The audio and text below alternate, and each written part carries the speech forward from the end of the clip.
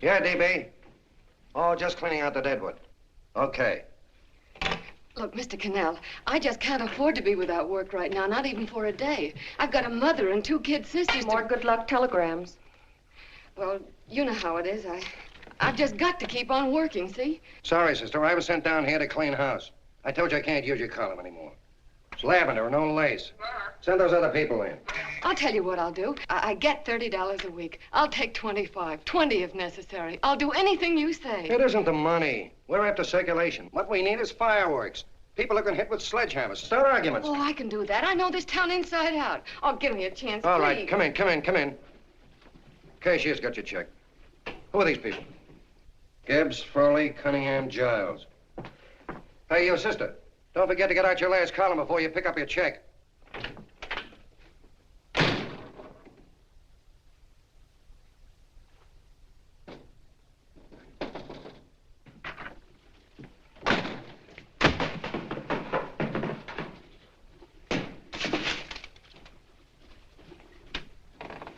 You're a couple of sticks shy in your column, man. Big rich slob like D.B. Norton buys a paper and 40 heads are chopped off.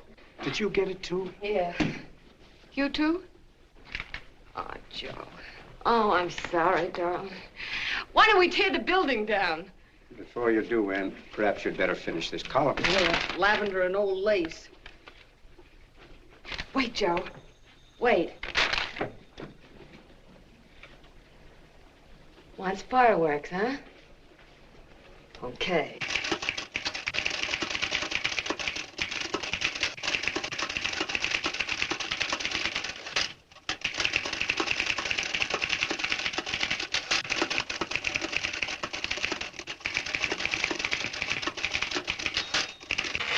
Here.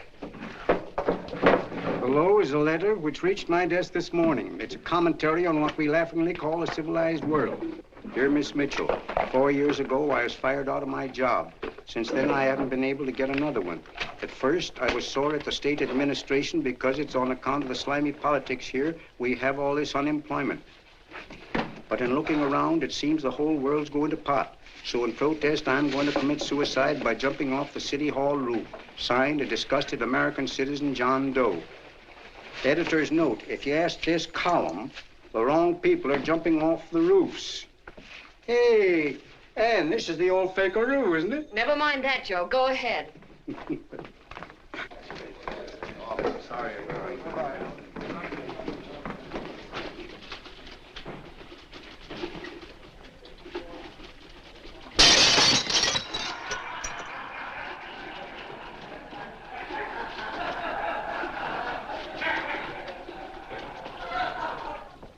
And it's because of the slimy politics that we have all this unemployment here. There it is. That's D.B. Norton's opening attack on the governor. Why, Jim, it's just a letter sent into a column. No, I can smell it. That's Norton. Good morning, gentlemen. Good morning, Governor. Morning, Governor. You're rather early. Governor, did you happen to see this in the new bulletin? Yes. I had it served with my breakfast this morning. Jim thinks it's D.B. Norton at work. Of course it is. Oh, come, Jim. That little item, D.B. Norton does things in a much bigger way. This is his opening attack on you, Governor. Take my word for it. What did he buy a paper for?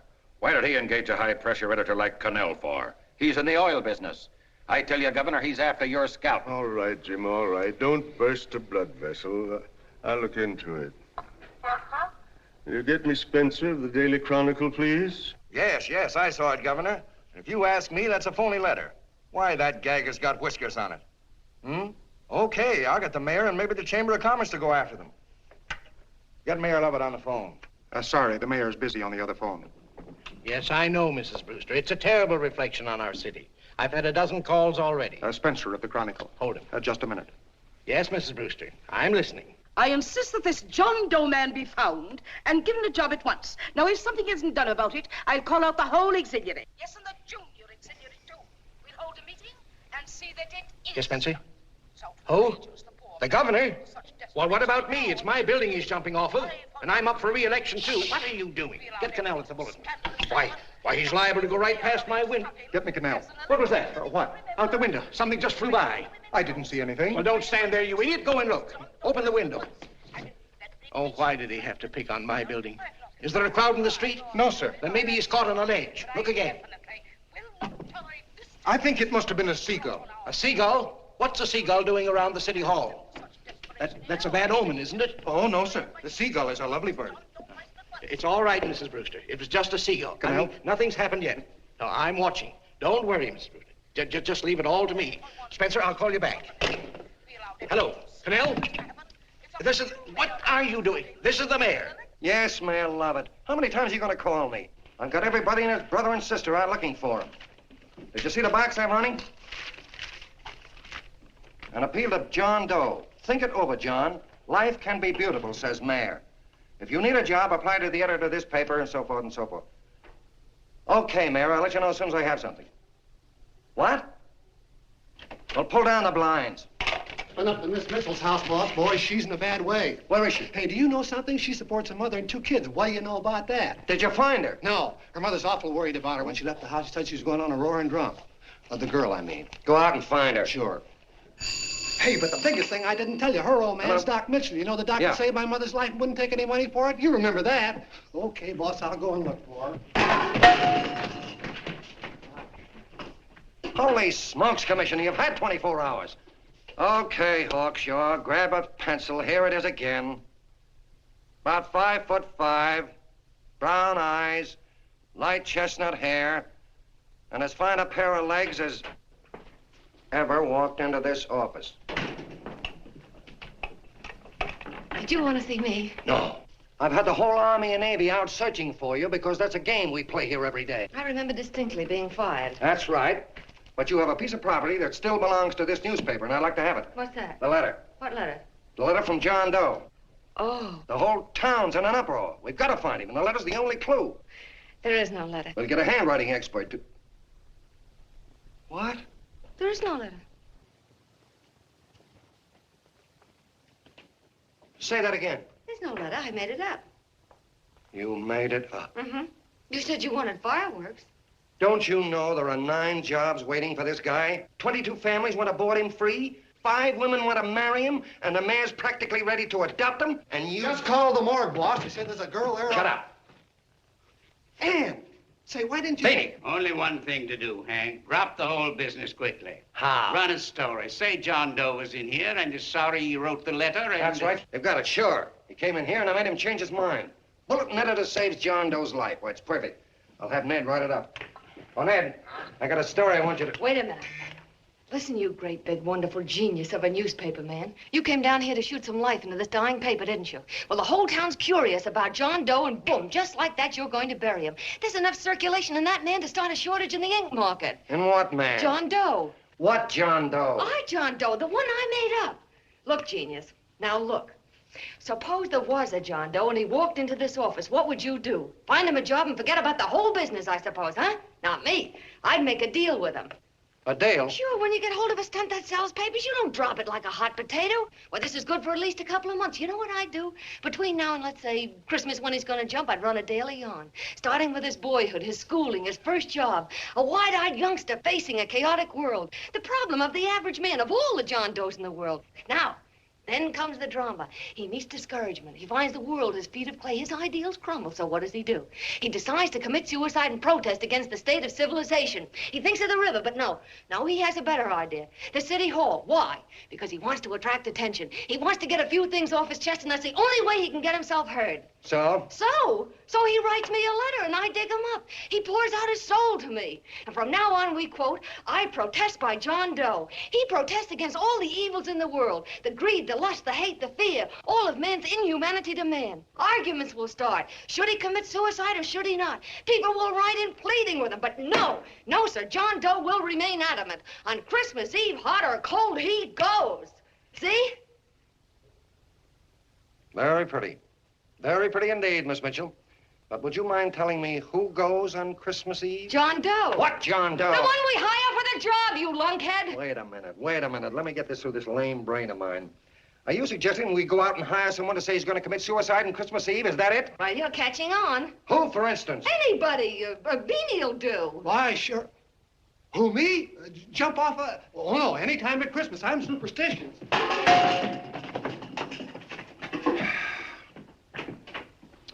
Miss Mitchell, do me a favor. Will you go on out and get married and have a lot of babies, but Stay out of newspaper business. Better get that story in, Hank. It's getting late. You're supposed to be a smart guy. If it was raining $100 bills, you'd be out looking for a dime you lost someplace. Holy smokes, wasting my time listening to this mad woman. Look, Chief, look at the Chronicle. It's running on John Doe. They say it's a fake. Why the no good the John Doe story, amateur journalism. It's palpably phony. It's a wonder anyone is taking it serious. What do you think of those guys? That's fine. That's fine. Now fall right into their laps. Go ahead. Say John Doe walked in and called the whole thing off. You know what that's going to sound like on top of this. That's all, Ned. Thank you. All right. Amateur journalism, huh? Why, that bunch of sophomores. I can teach them more about... Hey, boss, get a load of this. What? Look. What do they want? They all say they wrote the John Doe letter. Oh, they all wrote the letter. Tell them all to wait. Look, Mr. Cannell, one of those men is your John Doe. They're desperate and will do anything for a cup of coffee. Pick one out and you can make the Chronicle eat their words. I'm beginning to like this. If you ask me, Hank, you're playing around with dynamite. No. The gal's right. We can't let the Chronicle get the laugh on us. We've got to produce a John Doe now. Amateur journalism, huh? I'll show those guys. Sure, and there's no reason for them to find out the truth either, because naturally, I won't say anything. Okay, sister, you get your job back. Plus a bonus. What bonus? Or the bonus of $1,000 the Chronicle was going to pay me for this little document. You'll find it says that I, Ann Mitchell, hereby certify that the John Doe letter was created by me. I can read. Sorry. You think this is worth $1,000, do you? Oh, the Chronicle would consider it dirt cheap. Packs everything, including a gun. Okay, sister, you got yourself a deal. Now let's take a look at the candidates. The one we pick has got to be the typical average man. Typical American that can keep his mouth shut. Show me an American who can keep his mouth shut and I'll eat him. Okay, Beanie, bring him in one at a time.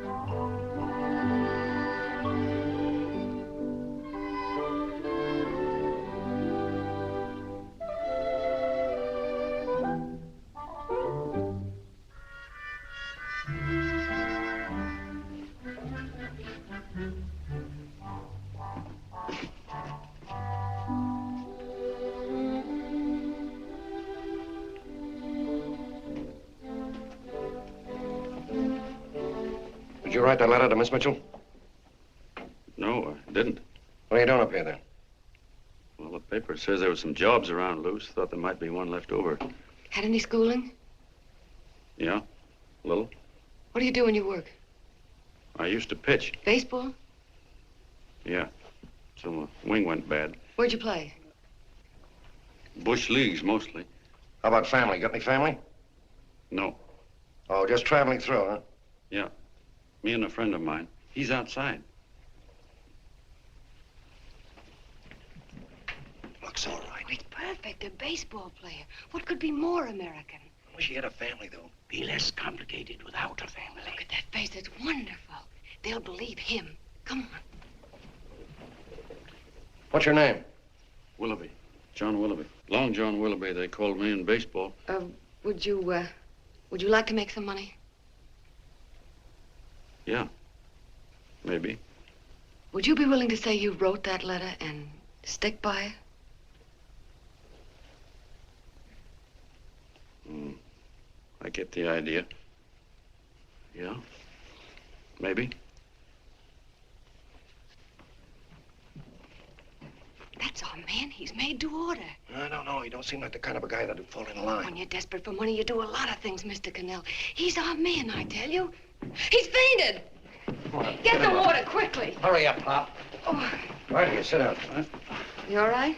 Yeah, I'm all right. How many is that, 6?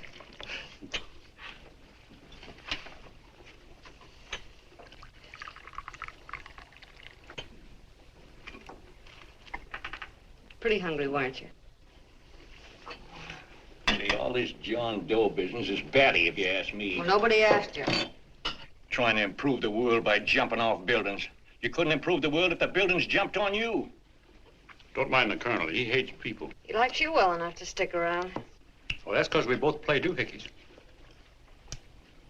I met him in a boxcar a couple of years ago. I was fooling around with my harmonica, and he comes over and joins in. I haven't been able to shake him since.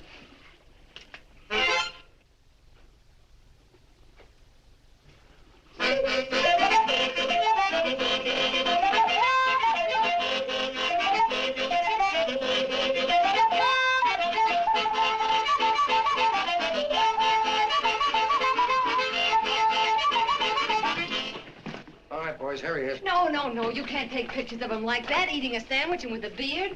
But he's going to jump off a building. Yes, but not because he's out of a job. That's not news. This man's going to jump as a matter of principle. Well, maybe you're right. We'll clean him up and put him in a hotel room under bodyguards. We'll make a mystery out of him. Did you speak to Mr. Norton? Thinks it's terrific. Says for us to go the limit. Wants us to build a bonfire under every big shot in the state. Oh, swell. Is that the contract? Yeah. What's he doing here? Friend of his. They play duets together. Duets? But can we trust him? Oh. I trust him. Oh, you trust him, eh? Well, that's fine. I suppose he trusts you, too. Oh, stop worrying. He's all right. Okay, but we don't want more than a couple of hundred people in on this thing. Now, the first thing I want is an exact copy of the John Doe letter in your own handwriting. I've got it already. Here. No, that's fine. Now, I want you to sign this agreement. It gives us an exclusive story under your name, day by day, from now until Christmas. On December 26th, you get one railroad ticket out of town. And the bulletin agrees to pay to have your arm fixed. That's what you want, isn't it? Yeah, but it's got to be by Bonesetter Brown. Okay, Bonesetter Brown goes. Here, sign it. Meanwhile, here's $50 spending money. That's fine. Beanie? Yes, boss. Take charge of him. Get him a suite at the Imperial and hire some bodyguards. Yeah, and some new clothes, Beanie. You think we better have him deloused? Yeah. Both of them? Yes, both of them, but don't let them out of your sight. Hey, Beanie, gray suit, huh? Yeah. Okay, fellas.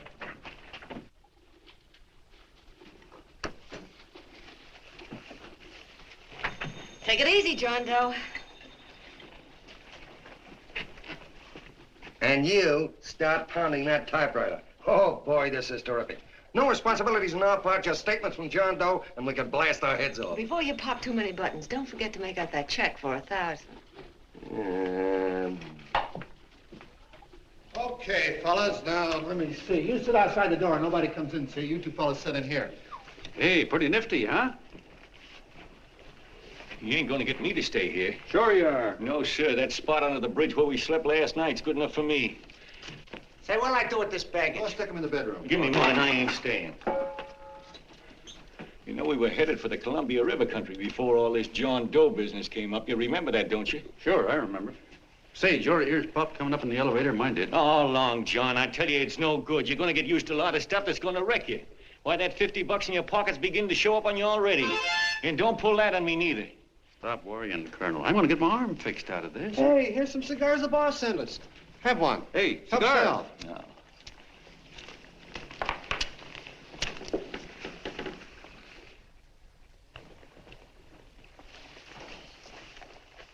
Say, I'll bet you even the major leaguers don't rate an outfit like this. Here, make yourself comfortable. Paper? Yeah, I don't read no papers, and I don't listen to radios either.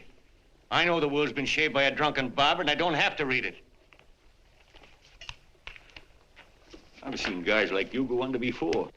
Guys that never had a worry. Then they got a hold of some dough and went goofy. The first thing that happens Hey, to did a you guy... get a load of the bedroom? No. The first thing that happens to a guy like that, he starts wanting to go into restaurants and sit down at a table and eat salads and cupcakes and tea. Boy, what that kind of food does to your system.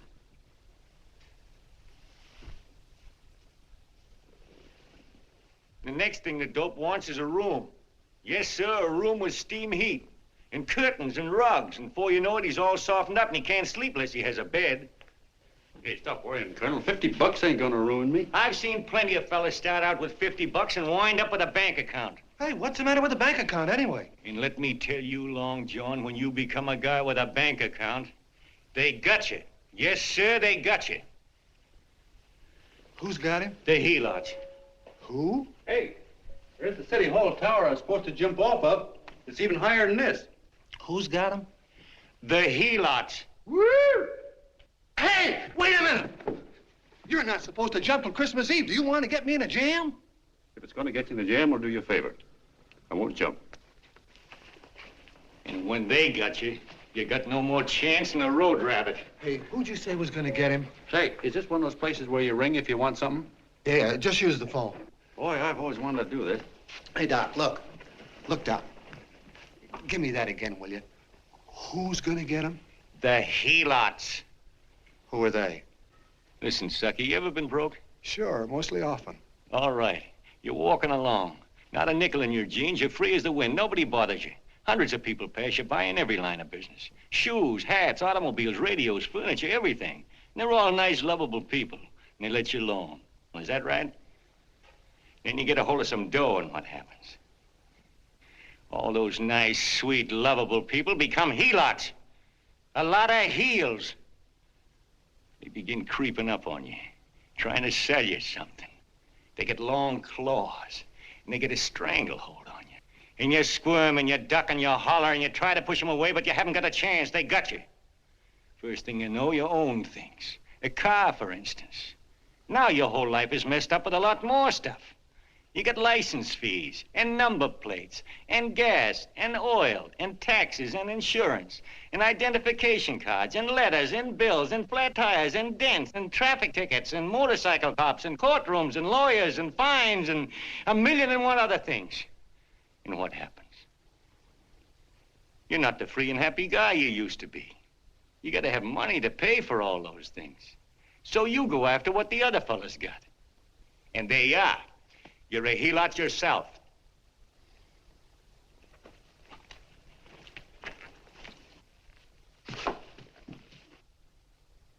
You win, Colonel. Here, take the 50.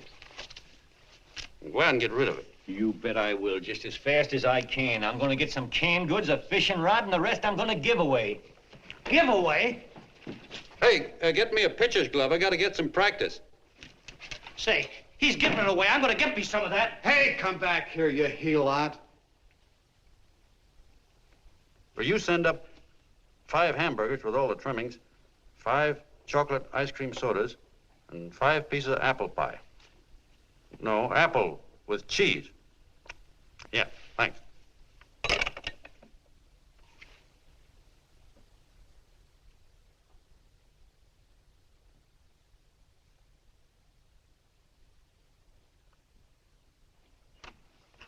Hello there. Well, well. If it isn't the man about town. All set, Miss Anne. Oh, yes. Let's go. Let's see, we want some action in these pictures. Action? That's good. No. This man's going to jump off a roof. Oh. Here, wait a minute. Let me comb your hair. Sit down. There, that's better.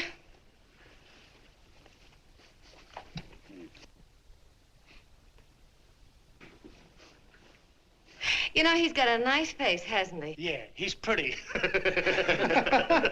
Here, sit down. Quiet, egghead. All right, now a serious expression.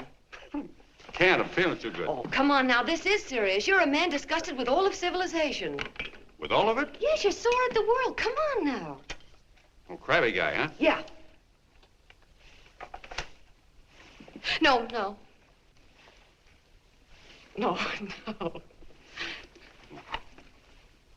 No, look. You don't have to smell the world. Well, all those guys in the Never picture mind those guys. All right, stand up. Now, let's see what you look like when you protest. Against what? Against anything. Just protest. You got me. Oh, look, I'm the umpire, and you just cut the heart of the plate with your fast one, and I called it a ball. What would you do? Oh, you did, huh? Yeah. Why can't you call him right, you boneheaded... Grab it, Eddie, grab it!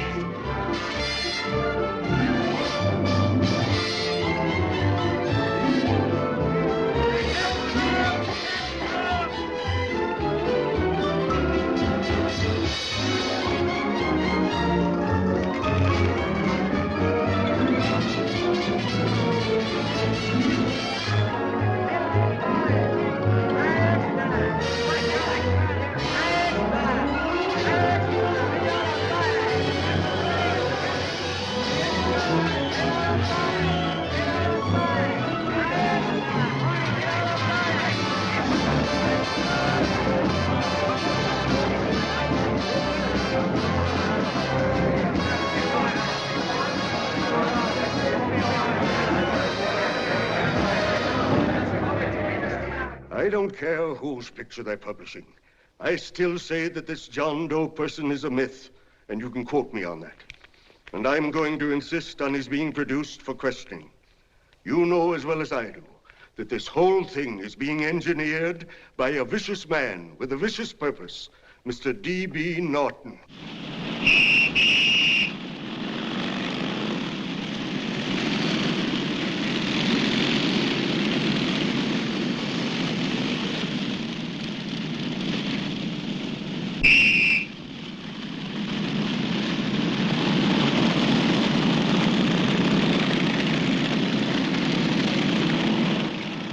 And Miss Mitchell are at the house, sir. Oh, they are? All right. Come on. Personally, I think it's just plain stupidity to drop it. Now, you should see his fan mail, thousands. Why, it's going over like a house afire. What are you afraid of Canal? It's doubled our circulation. Yeah, but it's got everybody sore. Ads are being pulled. The governor's starting a libel suit. What's more, they all know John Doe's a phony, and they insist on seeing Well, what about it? Let them see him. We'll go on one better. They can also hear him. You own a radio station, Mr. Norton. Why not put him on the air? Watch out for this damn DB. She'll drive you batty. Oh, Look, what? we can't let him get to this Bush League pitcher and start pumping him. Good night. Now, tell him what that screwball might do. I walk in yesterday, here he is, standing on a table with a fishing pole, fly casting. Take my advice and get him out of town before this thing explodes in our faces. If you do, Mr. Norton, you're just as much of a dumb cluck as he is. Excuse me. No, you got yourself a meal ticket and you hate to Sure, let go. it's a meal ticket for me, I admit it, but it's also a windfall for somebody like Mr. Norton who's trying to crash national politics. That's what you bought the newspaper for, isn't it? You want to reach a lot of people, don't you? Well, put John Doe in the air and you can reach 130 million of them. He can say anything he wants and they'll listen to him. All right, we'll forget the governor and the mayor and all the small fry like that. This can arouse national interest. If he made a hit around here, he can do it every place else in the country. And you'll be pulling the strings, Mr. Norton. Go down to the office and arrange for some radio time. What, DB, you're not going to I want it as soon as possible. Okay. I just came in to get warm myself. Come on, let's go. Don't you go. I want to talk to you.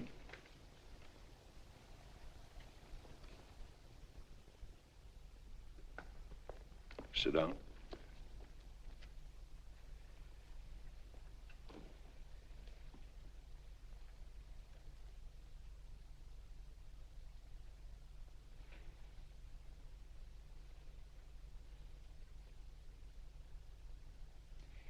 Hey, this John Doe idea was yours, huh? Yes, sir.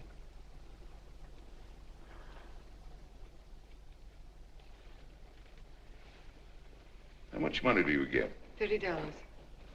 $30. Well, what are you after? I mean, what do you want? A journalistic career? Money. Money? Well, I'm glad to hear somebody admit it.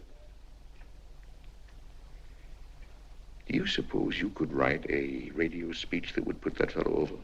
Oh, I'm sure I can. Do it, and I'll give you $100 a week. $100? That's only the beginning. You play your cards right, and you'll never have to worry about money again. Oh, I knew it. Hello. Hello. Whenever there's a pretty woman around. This is my nephew, Ted Sheldon, Miss Mitchell. How do you do? How do you do? All right, Casanova, I'll give you a break. See that Miss Mitchell gets a car to take her home. Always reading my mind, aren't you? Thank you very much for everything. And Miss Mitchell, I think from now on you'd better work directly with me. Yes, sir.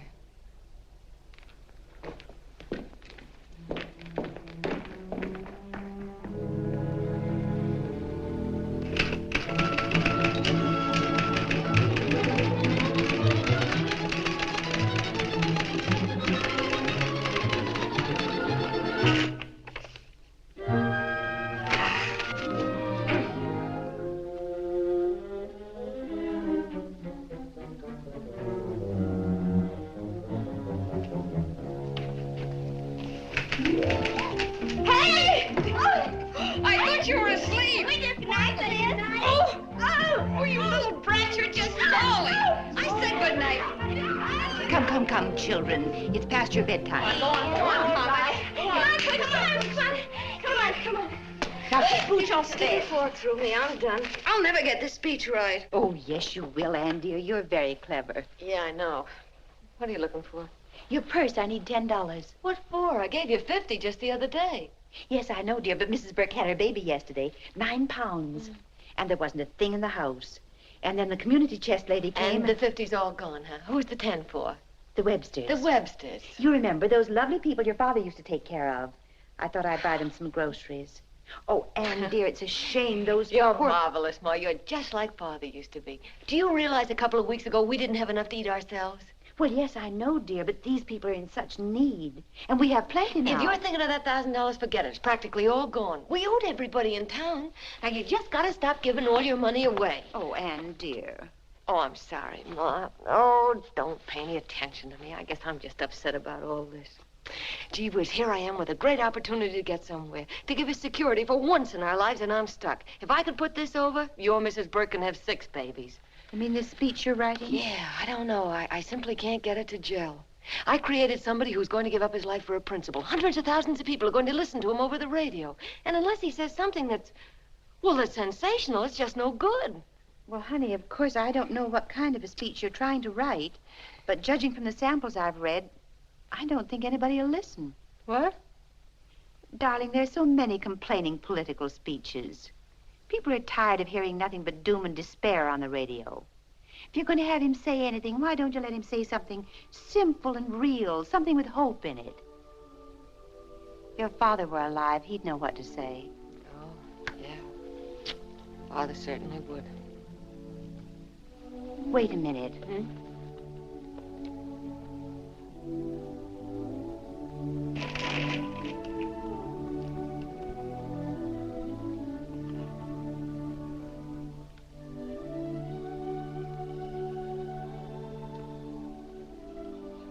That's your father's diary, Anne. Father's... I never knew he had a diary. There's enough in it for 100 speeches. Things people ought to hear nowadays. You'll be careful of it, won't you, dear? It's always helped to keep your father alive for me. You bet I will, Ma. Wait a minute. John Doe don't want to sign no autographs. Well, what does he do all day? What does he do all day? He's writing out his memories. Sorry, lady, you can't see Mr. Doe. He wants to be alone. No, he just sits around all day and commutes with himself.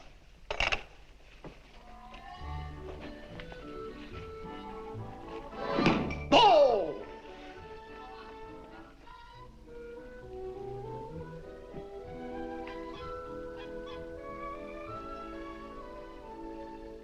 I don't know how you're going to stand it around here till after Christmas. I'll bet you ain't heard a train whistle in 2 weeks.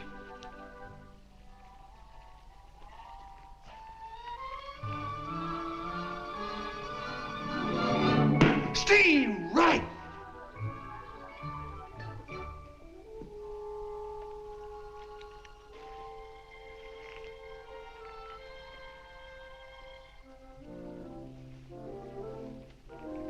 I know why you're hanging around.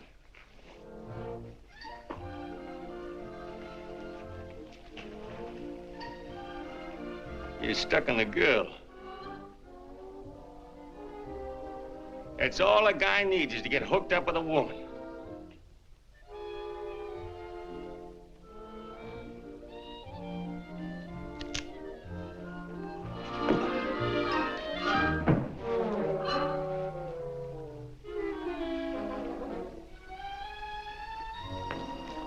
What was that, a single? First baseman dropped the ball. Butterfingers. Tough luck, pal.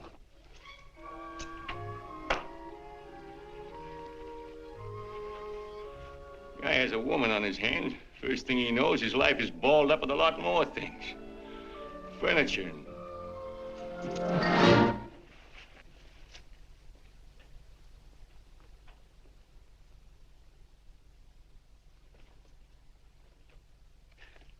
Did you get him?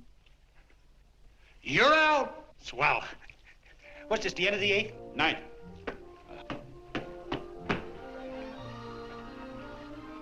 Hey, Beanie, there's a couple of mugs from the Chronicle snooping around out here. Huh. Come on, Angel Face. Gangway. What's the score, Angel Face? 3-2, off paper. Gee, that's great.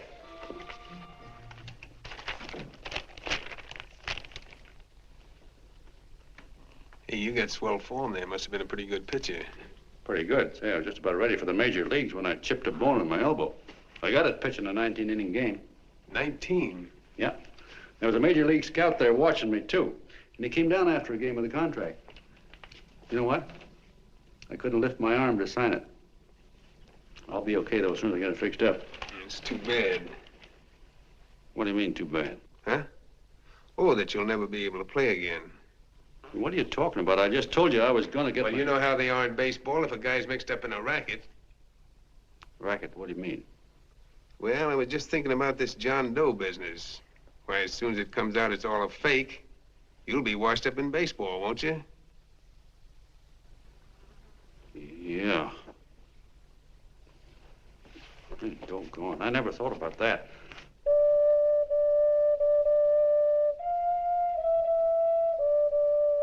Gosh. And another thing, what about all the kids in the country? The kids that idolize ball players. What are they going to think about you? Yeah. Hey, Colonel. Did you hear that? I gotta figure some way out of this thing. Elevators are still running. I know one way you can do it. How? Well, when you get up there on the radio, all you have to do is to say the whole thing's a frame-up. Make you a hero sure as you're born. Yeah, but how am I gonna get my arm fixed? Well, that's a cinch.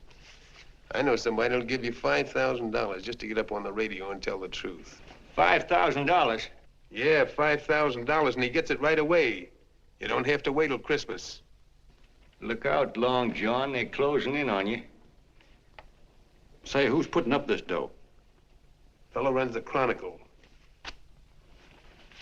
Here's the speech you make, and it's all written out for you. $5,000. Holy mackerel, I can see the helots coming, the whole army of them. It's on the level.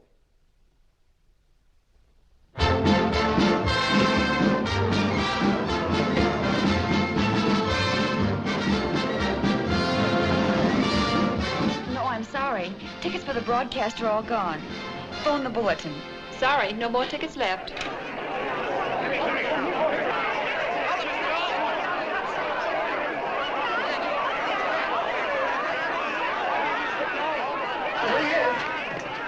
Hello, John. All set for the big night? Swell. Turn around. One moment. Now stand still. Hold it, Mr. Doe. Hold it. Big smile, Mr. Doe. That's right. Okay, Jeannie, that's All right, all. Take stand him here. out. Come on, let's Now, look, John, here's the speech. It's in caps and double spaced. You won't have any trouble reading it. Not nervous, are you? No. Of course not. He wouldn't be. Who? John Doe, the one in there. Hey, don't let your knees rattle. It picks up on the mic. Oh, Beanie, you needn't be nervous, John. All you have to remember is to be sincere. Pick up that phone, Miss Mitchell. It's for you. Okay. Hello? Yes, Mother. Oh, thank you, darling. Oh, there he is, the poor dear man. Oh, good luck to you, Mr. Doe. We want you to know that we're all for you. The girls all decided that you're not to jump off any roof at all. Oh, we'll stop it. You got the speech I gave you? Yeah. Now, look. I'll give this money to the colonel just as soon as you get started. We'll have a car waiting at the side entrance for you. Okay. How'd you get in here? Huh? Oh, I just came in to wish him Come luck. on, out. Mother says good luck, too. John, when you read that speech, please believe every word of it. He's turned out to be a wonderful person, John. Who? John Doe, the one in the speech. Oh. You know something? I've actually fallen in love with him. All right, there he is, sister. Now, come on, plenty of room. What's the idea? No, that's too much. That's not so much. Come on. That's it. Oh, this is no time for cheap publicity, Mr. Cannell. Listen, if that guy lays an egg, I want to get something out of it. I'm getting a Jane Doe ready. Oh, come on. Here. Will you, fellas? Here, Give me a all right, chance. that's I enough. have to raise just one more. Well, that's fine, honey. You go ahead. After you've been doing it. You're very honey. Go ahead. How you doing? Oh. All right, Benny, bring him in. Holy smoke, a half a helot. There you are, boss, just like you ordered. Symbols of little people. Okay, get him up. All right, young fella. This is ridiculous, Mr. Cannell. Come on, give me a chance. The man's on the air. No, come on, ask. You can have a... Come on, that's right. Afterwards, you can get all the pictures you want. Thank you very much. Come on, will you? Afterwards, that's right. Come on, Snooks, you've got to bail out. Okay, goodbye, Mr. Doe.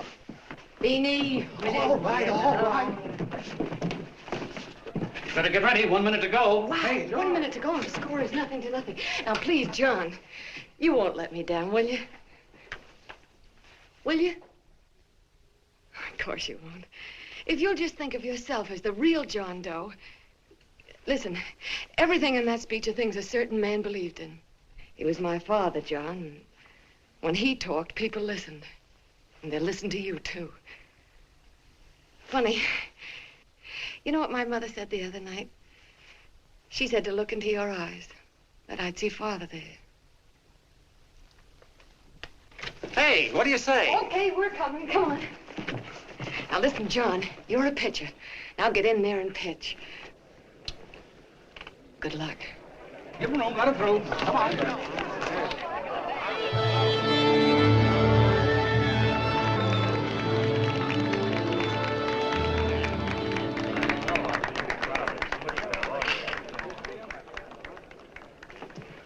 Hey, let's get out of here. There's the door right there. Hey, what are you doing here? That's what I'd like to know. Come on, out. Hey, he's a friend of mine. Never mind, let him alone. He's all right.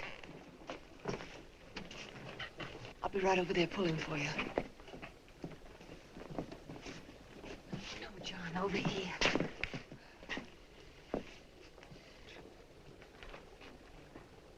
Stand by.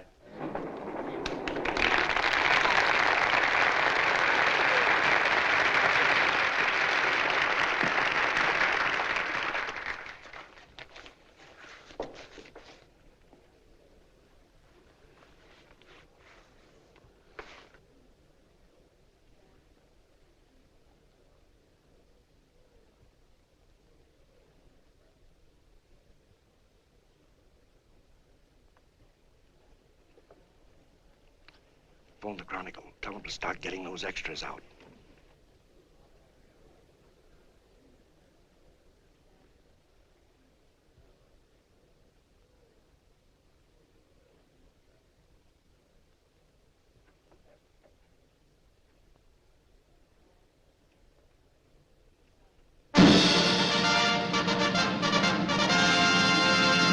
And good evening, ladies and gentlemen. This is Kenneth Fry speaking for the New Bulletin. Tonight we give you something entirely new and different. Standing beside me is the young man who has declared publicly that on Christmas Eve he intends to commit suicide, giving as his reason, quote, "I protest against the state of civilization," end quote. Ladies and gentlemen, the New Bulletin takes pleasure in presenting the man who is fast becoming the most talked of person in the whole country, John Doe.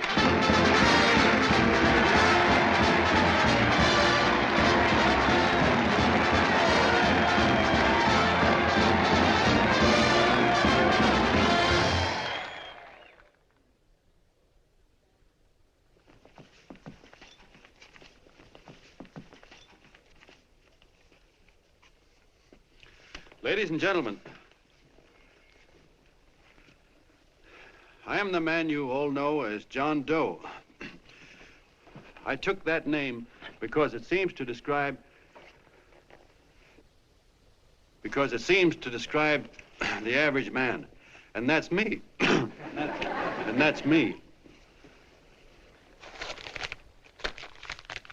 Well, it was me before I said I was going to jump off the city hall roof at midnight on Christmas Eve. Now I guess I'm not average anymore. Now I'm getting all sorts of attention. From big shots, too. We've been double-crossed. The mayor and the governor, for instance. They don't like those articles I've been writing. You're an imposter, young fella. That's a pack of lies you're telling. Who wrote that speech for you? Benny, get that gun. Hey, Ken.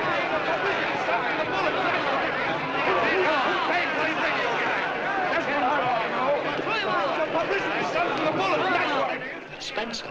Ladies and gentlemen, the disturbance you just heard was caused by someone in the audience who tried to heckle Mr. Doe. The speech will continue.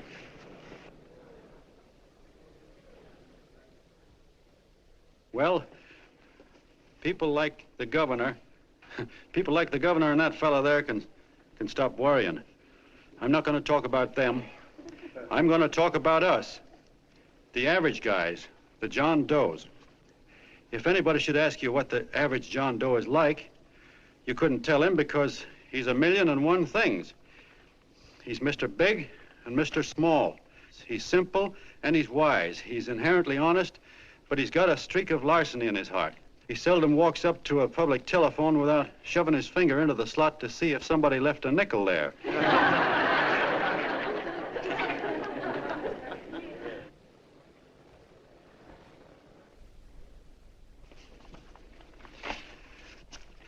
He's the man the ads are written for. He's a feller everybody sells things to.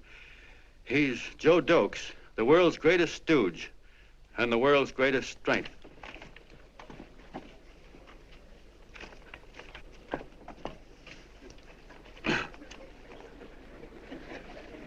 Yes, sir. Yes, sir, we're a great family, the John Does. We are the meek who are supposed to inherit the earth. You'll find us everywhere. We raise the crops, we dig the mines, work the factories, keep the books, fly the planes, and drive the buses. And when a cop yells, "Stand back there, you," he means us, the John Does. Well, what kind of a speech is that? Didn't you read it? We've existed since time began. We built the pyramids. We saw Christ crucified, pulled the oars for Roman emperors, sailed the boats for Columbus, retreated from Moscow with Napoleon, and froze with Washington at Valley Forge. Yes, sir. We've been in there dodging left hooks since before history began to walk. In our struggle for freedom, we've hit the canvas many a time, but we always bounce back because we're the people, and we're tough.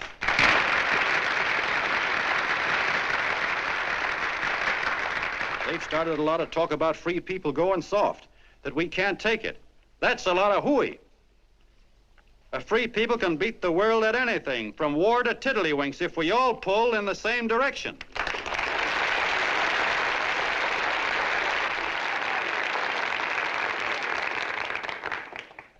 I know a lot of you are saying, "What can I do?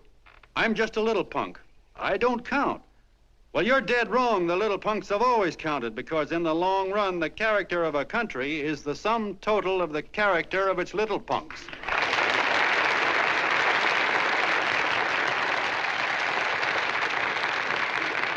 But we've all got to get in there and pitch. We can't win the old ball game unless we have teamwork. And that's where every John Doe comes in. It's up to him to get together with his teammate. And your teammate, my friends, is the guy next door to you. Your neighbor. He's a terribly important guy, that guy next door. You're going to need him, and he's going to need you, so look him up. If he's sick, call on him. If he's hungry, feed him. If he's out of a job, find him one. To most of you, your neighbor is a stranger, a guy with a barking dog and a high fence around him. Now, you can't be a stranger to any guy that's on your own team. So tear down the fence that separates you. Tear down the fence, and you'll tear down a lot of hates and prejudices. Tear down all the fences in the country, and you'll really have teamwork.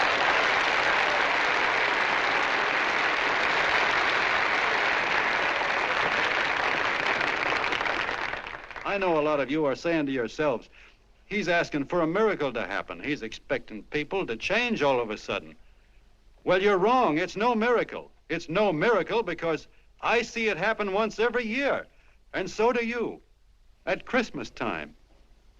There's something swell about the spirit of Christmas, to see what it does to people, all kinds of people. Now, why can't that spirit, that same warm Christmas spirit, last the whole year round? Gosh, if it ever did, if each and every John Doe would make that spirit last 365 days out of the year, we'd develop such a strength, we'd create such a tidal wave of goodwill that no human force could stand against it. Yes, sir, my friends. The meek can only inherit the earth when the John Does start loving their neighbors. You better start right now. Don't wait till the game is called on account of darkness. Wake up, John Doe. You're the hope of the world.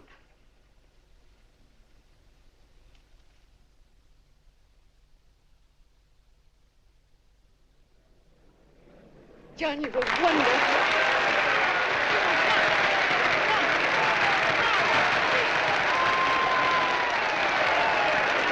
Let's get out of here. Now you're talking.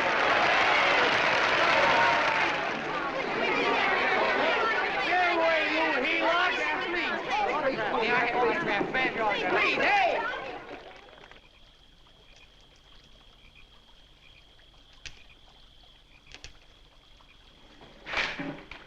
I knew you'd wake up sooner or later. Boy, am I glad we got out of that mess. I had the $5,000 sewed up. Could have been on my way to old Doc Brown. You're a pitcher, John, she says. Now, go in there and pitch.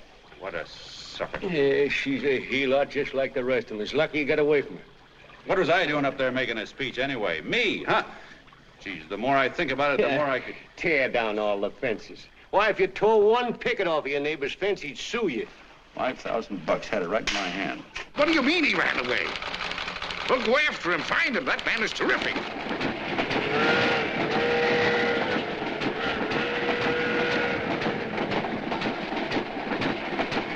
Columbia River, here we come.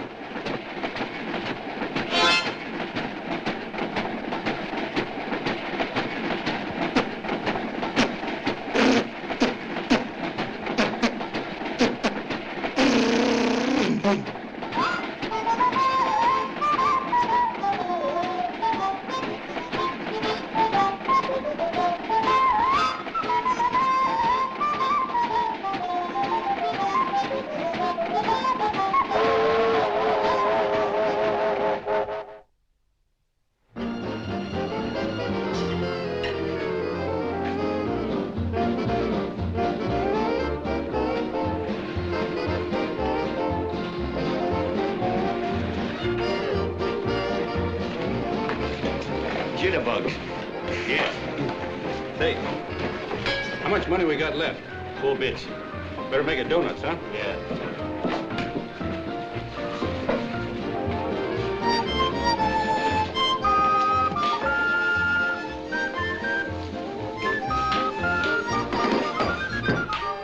What'll it be, gents?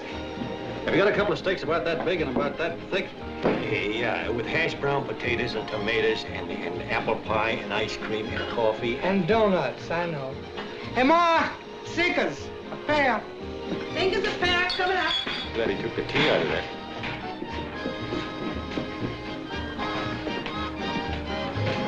Hey, look.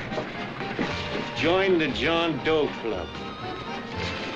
John Doe Club.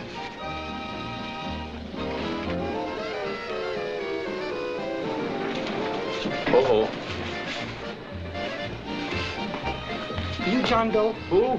John Doe. Ah, you need glasses, buddy. Oh, but Jay, it's a spitting image of John Doe. Yeah, but his name is Willoughby. Oh, John Willoughby. I'm a baseball player. Sure. Oh, no, I'd know that voice anyway. You can't kid me. You John Doe. Hey, Ma! Ma! That's John Doe. John Doe? Yeah, sitting right there, big as life. Who'd you say it was? John Doe, the big guy there. Pictures in the paper. That's John Guy. John Doe. John Doe. Sitting right there, John Doe. Hey, operator. Dan's Beanery. Look, call everybody in town. John Doe was just in my place. Yeah, he ordered donuts.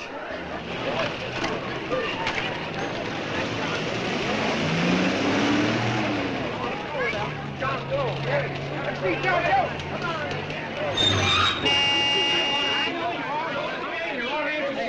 We're all neighbors. And my office is packed like a sardine box. What does John Doe look like, Mr. Mayor? Oh, he's one of those great big outdoor type men. No, you can't see him. You didn't vote for me the last time. Shame on you. What are you doing there? Get off my front porch anyhow. Mr. Norton come yet?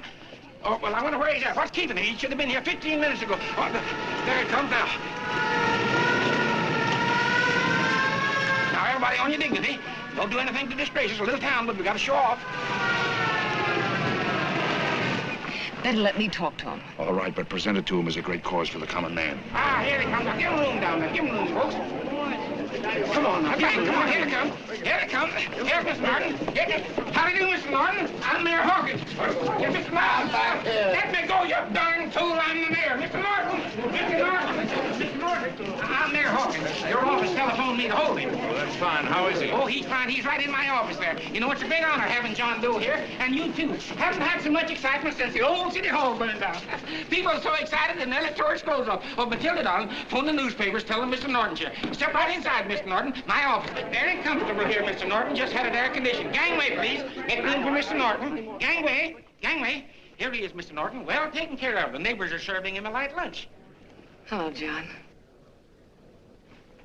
Well, Mr. Mayor, if you don't mind, we'd like to talk to him alone. Why, certainly, certainly. All right, everybody. Clear out. No, but you... Everybody, quickly now. Come on. Come on. Come on. That's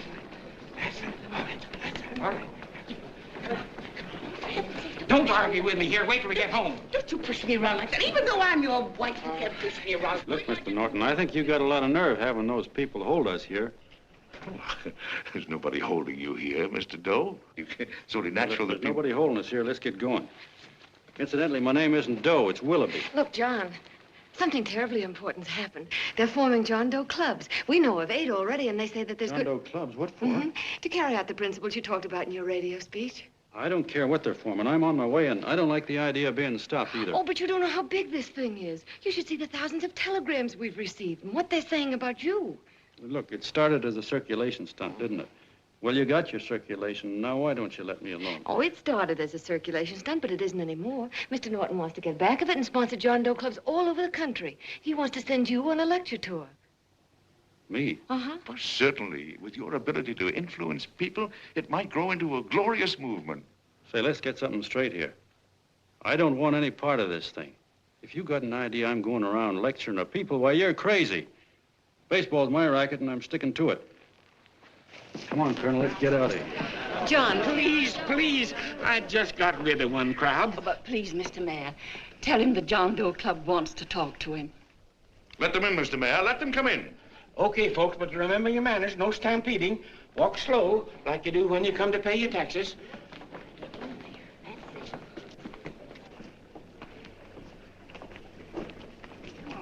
Okay. All right, give me a chance. Come right in. My name's Bert Hansen, Mr. Doe. I'm the head soda jerker at Schwabacker's drugstore. Well, sir, you see, me and my wife, we heard your broadcast, and we got quite a bang out of it, especially my wife. Kept me up half the night saying, that man's right, honey. The trouble with the world is nobody gives a hoot about his neighbor. That's why everybody in town's sore and cranky at each other. And I kept saying, well, that's fine, but how's a guy gonna go around loving the kind of neighbors we got? Old Sourpuss, for instance. You see, Sourpuss Smithers is a guy lives all alone next door to us. He's a cranky old man that runs a second-hand furniture store. We haven't spoken to him for years. I always figured he was an ornery old gent that hated the world because he was always slamming his garage door and playing the radio so loud he kept half the neighbors up. Well, anyway, the next morning, I'm out watering the lawn, and I look over, and there's Sourpuss on the other side of the hedge straightening out a dent in his fender. And my wife yells to me out the window. She says, go on, speak to him, Bert. And I figured, well, heck, I can't lose anything, so I yelled over to him, good morning, Mr. Smithers. He went right on pounding his fender. Was I burned? So I turned around to give my wife a dirty look, and she said, louder, louder, he didn't hear you. So in a voice you could have heard in the next county, I yelled, good morning, Mr. Smithers. Well, sir, you could have knocked me over with a feather. Old Sourpuss turned around, surprised-like, and he put on a big smile, came over and took my hand like an old lodge brother, and he said, good morning, Hanson. I've been wanting to talk to you for years, only I thought you didn't like me. And then he started chatting away like a happy little kid, and he got so excited his eyes all... Well, Mr. Doe, before we got through, I found out Smithers is a swell egg, only he's pretty deaf, and that accounts for all the noises.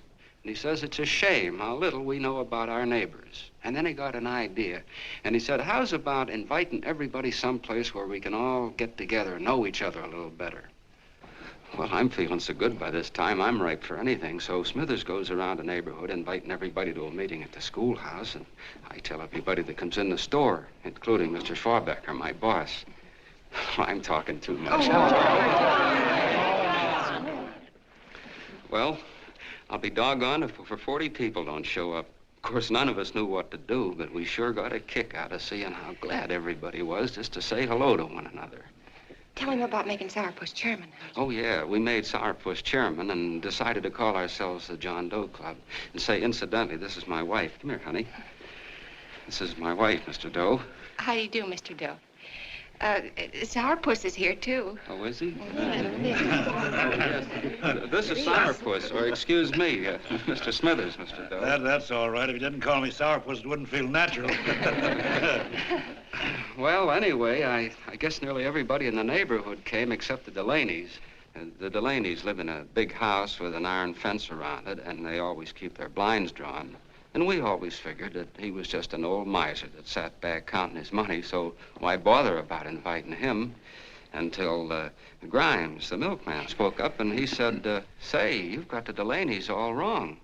And then he tells us about how they canceled their milk last week and how when he found a note in the bottle, he got kind of curious-like and he sort of peeked in under the blinds and found the house was empty. If you ask me, he says, they're starving. Old man Delaney has been bringing his furniture over to my place at night, one piece at a time, and selling it. Yeah. And, well, sir, a half dozen of us ran over there to fetch him, and we brought him to the meeting. And what a reception they got. Why, everybody shook hands with him and made a fuss over them, and, well, finally, Mr. and Mrs. Delaney just sat right down and cried. And then we started to find out about a lot of other people. Yeah, sure. Well, you know Grubel, for instance. Grubel's here. See? Yeah, that's a... Of course, you don't know Grubel, but he's the man that everybody figured was the worst no-account in the neighborhood because he was living like a hermit and nobody would have anything to do with him. That isn't Little Murphy. The postman told us the truth. Why, Grubel, he says, he lives out of garbage cans because he won't take charity, because it'd ruin his self-respect, he says. Just like you said on the radio, Mr. Doe. Well, sir, about a dozen families got together and gave Grubel a job watering their lawns. Isn't that wonderful? And then we found jobs for 6 other people, and they've all gone off for leave. Yeah, and my boss, Mr. Schwabacker, made a job in his warehouse for old man Delaney. And he gave you that $5 raise. Yeah, wasn't that swell?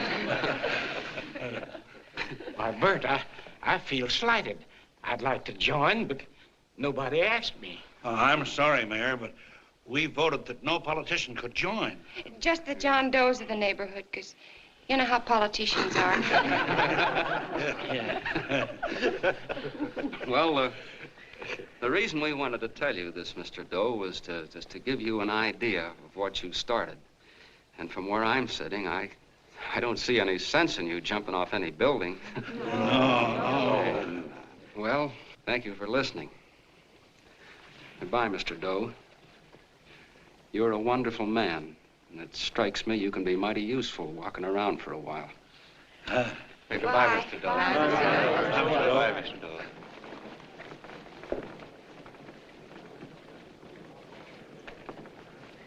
I'm Mrs. Delaney, Mr. Doe, and God bless you, my boy.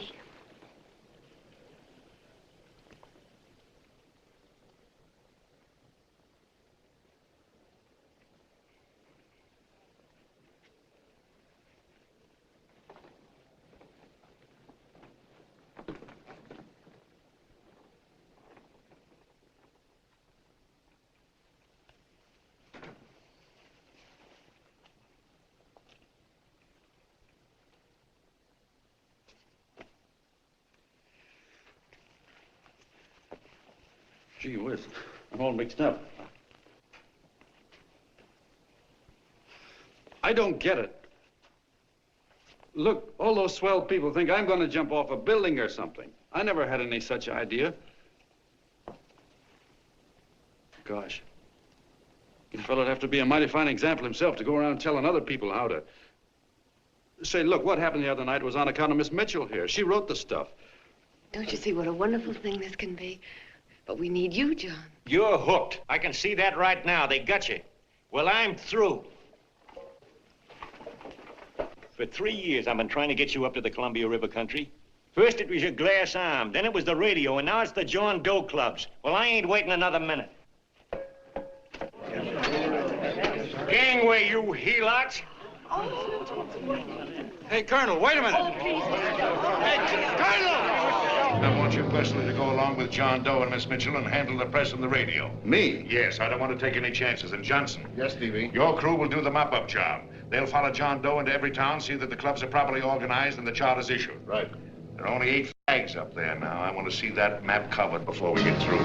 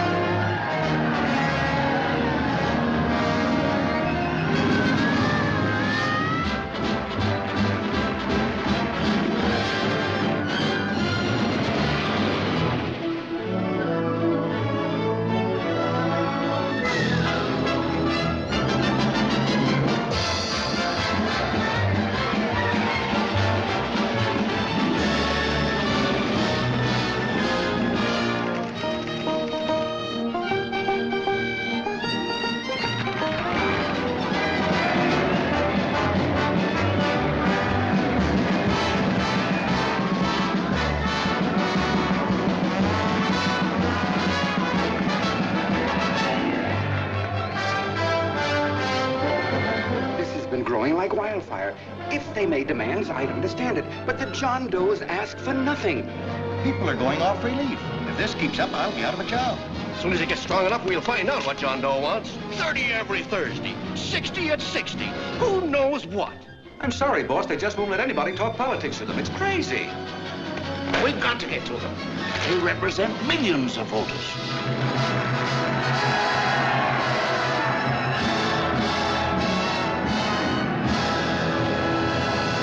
I tell you, ladies and gentlemen, this thing has been nothing short of a prairie fire. We've received so many applications for charters to the John Doe clubs, we haven't been able to take care of them. I'd hate to have that many pins stuck in me. This John Doe convention is a natural. It's going to put our city on the map. By over 2,400 John Doe clubs are sending delegates. Can you imagine that? You, Mr. Mayor, will be the official host. You will make the arrangements for decorating the city, parades, and a reception for John Doe when he gets home. And don't wear your high hat. No high hat? No high hat. And from you, Canelo, I want a special John Doe edition every day until the convention is over. And now, if you will, please step into the outer office and look your prettiest because there are photographers there to take pictures of this committee. Don't worry, DB. Everything will be taken care of. Isn't it all too wonderful? Gather down here to an ice cream and I'll get an ice cream rug. Oh, Mr. Mayor, would you step down in front row, please? You ladies get close to him. That's it. Well, I don't get it. Get what? Look, DB, I'm supposed to know my way around. This John Doe movement has cost you a fortune. Now, this convention is going to cost plenty. Well? Well, I'm stuck with 2 and 2, and I'm a sucker if I can make 4 out of it. Where do you come in? You'll have the satisfaction of knowing that my money has been spent for a worthy cause. I see. I better stick to running the paper, huh? I think maybe you better had. And Canal, I'd like to have the John Doe contract, all the receipts for the money we advanced him, and the letter Miss Mitchell wrote, for which I gave her $1,000. Yes, sure.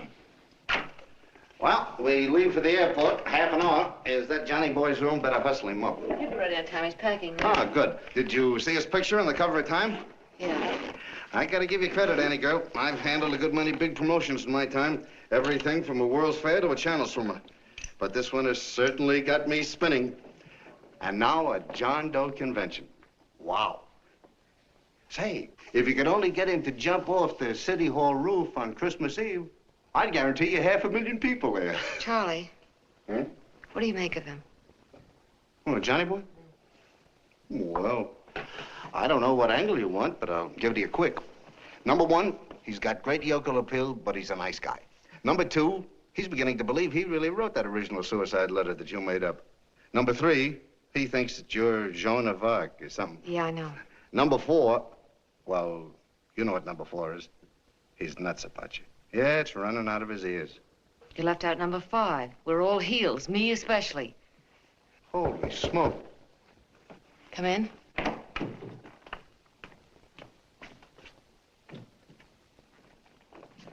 Small pack. Good, I'll go and get Beanie Boy. Okay, Charlie boy.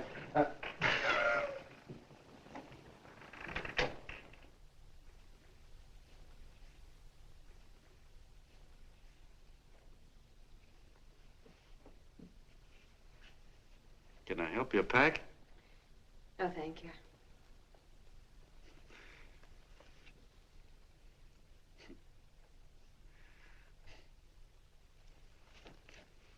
Do you care if I sit down out here? No.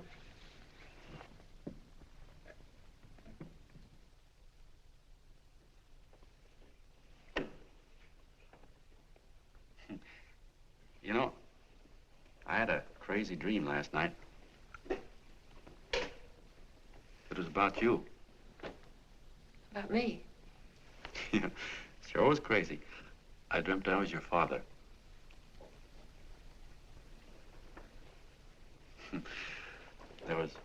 There was something I was trying to stop you from doing. So I got up out of bed and I walked right through the wall here, right straight into your room. You know how dreams are. And there you were in bed. But you're a little girl, you know, about 10. And very pretty, too. So I shook you, and the moment you opened your eyes, you hopped out of bed and started running like the devil in your nightgown. You ran right out the window there, and you ran out over the tops of buildings and roofs and everything for miles. And I was chasing you. And all the time you were running, you kept growing bigger and bigger and bigger, and pretty soon you were as big as you are now, you know, grown up. And all the time I kept asking myself, what am I chasing her for? And I didn't know. Isn't that a hot one? Well, anyway, you ran into some place, and then I ran in after you, and when I got there you were getting married. And the nightgown had changed into a beautiful wedding gown. You sure look pretty, too. And then I knew what it was I was trying to stop you from doing. Dreams are sure crazy, aren't they? Well, would you like to know who it was you were marrying? Oh, a tall, handsome Ubangi, I suppose. No, not that bad. It was that fellow that sends you flowers every day. Yeah, what's his name? Mr. Norton's nephew? Ted Sheldon. Yeah, that's the one. But here's the funniest part of it all. I was the fella up there doing the marrying, you know, the justice of peace or something. You were? I thought you were chasing me. Well, yes, I was, but I was your father then, you see. But the real me, John Doe, or that is, Long John Willoughby, I was the fella up there with the book. You know what I mean? I guess so. Then what happened? Well, I took you across my knee and I started spanking you. That is, I didn't do it. I mean, I did do it, but it wasn't me, you see. I was your father then. Well, I held you across my knee and I said, Annie, I won't allow you to marry a man that's just rich or that has his secretary send you flowers. The man you marry has got to swim rivers for you. He's got to climb high mountains for you. He's got to slay dragons for you. He's got to perform wonderful deeds for you. Yes, sir. And all the time, the guy up there, you know, with the book, me, just stood there nodding his head. And he said, go to it, Pop. Whack her one from me, because that's just the way I feel about it, too. So he said, come on down here and whack her yourself. So I came down and I whacked you a good one, see? Then he whacked you, and I whacked you another one. We both started whacking you like... Well, if you're through whacking her, come on, let's get going. Okay, fellas, right in here. You go out the side entrance, there's a bunch of autograph seekers out front. We'll be down with the bags in a minute. Come on, don't make a government project out of this. Hi, Benny. When's our plane take off again? Couple of minutes. How many people do you think we've talked to already, outside the radio, I mean? Oh, I don't know. About 300,000. 300,000? What makes them do it, Ann? What makes them come and listen and get up their John Doe clubs the way they do? I've been trying to figure it out. Look, John, what we're handing them are platitudes, things they've heard 1,000,000 times. Love thy neighbor, clouds have silver linings, turn the other cheek. It's just a... Yeah, I heard them 1,000,000 times, too, but there you are. Maybe they're like me, just beginning to get an idea what those things mean. You know, I never thought much about people before. They were always just somebody to fill up the bleachers. And the only time I worried about them is when they didn't come in to see me pitch. You know, lately I've been watching them when I talk to them. I could see something in their faces. I could feel that they were hungry for something. You know what I mean? Maybe that's why they came. Maybe they're just lonely and wanted somebody to say hello to. I know how they feel. I've been lonely and hungry for something practically all my life.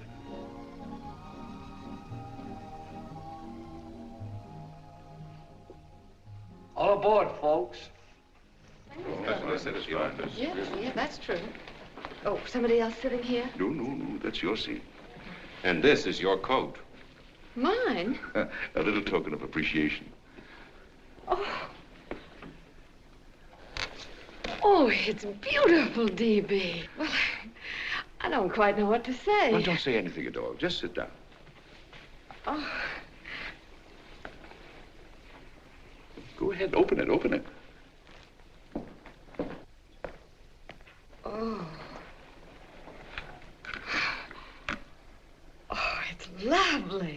a new contract goes with it. Well, come on, spring it. You've got something on your mind. It must be stupendous. You know, that's what I like about it. Right to the point, like that. All right, Practical Annie, here it is. Tomorrow night, before a crowd of 15,000 people and talking over a nationwide radio hookup, John Doe will announce the formation of a third party. A third party? Yes, the John Doe Party. Devoted entirely to the interests of all the John Does all over the country, which practically means 90% of the voters. He will also announce the third party's candidate for the presidency, a man whom he personally recommends, a great humanitarian, the best friend the John Does have. Mr. D.B. Norton. Yes.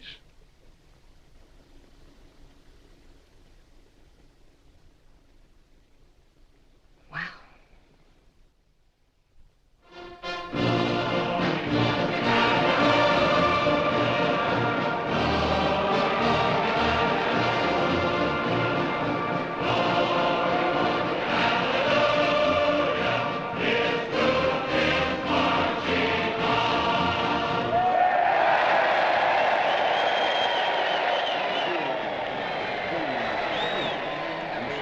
And although the opening of the convention is hours off, the delegates are already pouring into the ballpark by the droves, with lunch baskets, banners, and petitions asking John Doe not to jump off any roof. No matter how you look at it, it's still a phenomenal movement.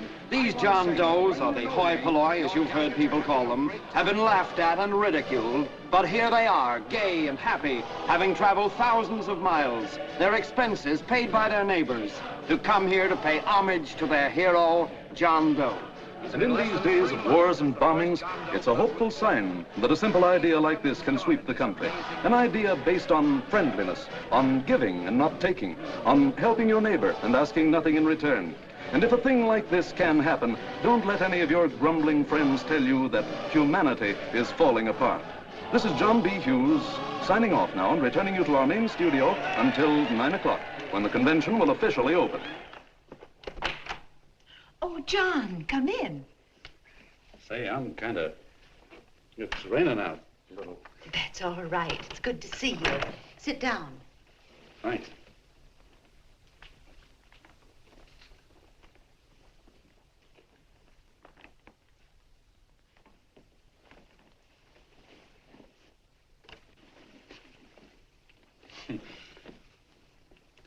It's for Anne. Oh, how nice. Thank you very much. Flowers. I'm terribly sorry she isn't here. She isn't? No, she just left. I'm surprised you didn't run into her. She went over to Mr. Norton's house. Oh. Did you want to see her about something important? Yeah. Well, no, it'll wait. Say, he's a nice man, isn't he? Mr. Norton, I mean. He's done an awful lot for the...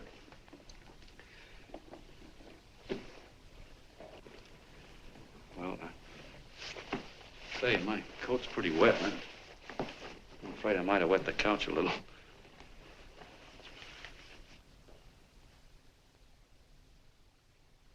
Well, I guess I'll see her at the convention later. Yes, of course. I'll see that she gets the flowers. Thanks. Good night, Mrs. Mitchell. Good night, John.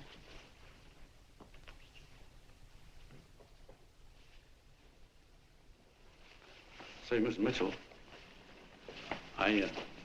I'm kind of glad Anne isn't here. You see, I came over here hoping to see her alone, and kind of hoping I wouldn't, too, you know what I mean? There was something I wanted to talk to her about. But, well, it'll wait, I guess. Good night. Good night, John. Say, look, Mrs. Mitchell, have you ever been married? Oh, I'm sure you have. Gosh, that's pretty silly. I guess you must think I'm kind of batty. Well, I guess I'd better be going at that. John, my husband said, I love you. Will you marry me? You did? What happened? I married him. Well, yeah, that's what I mean, see? It was easy as all that, huh? Uh-huh. Yeah, but look, Mrs. Mitchell, you know, I love Ann, and it's going to be awfully hard for me to say it because, well, you know, she's so wonderful. And, well, the best I ever was a Bush League pitcher. And, you know, I think she's in love with another man, the one she made up. You know, the real John Doe. Well, that's pretty tough competition. I bet you he'd know how to say it all right. On me, I get up to it and around it and in back of it, but I never get right to it. You know what I mean? So the only chance I've got is, well, if somebody could kind of give her a warning, sort of prepare her for the shock. You mean you'd like me to do it? Hmm? Well, I was thinking that, yeah, you know, sort of break the ice. Of course I will, John. Gee, thank you, Mrs. Mitchell. Hey, you're okay.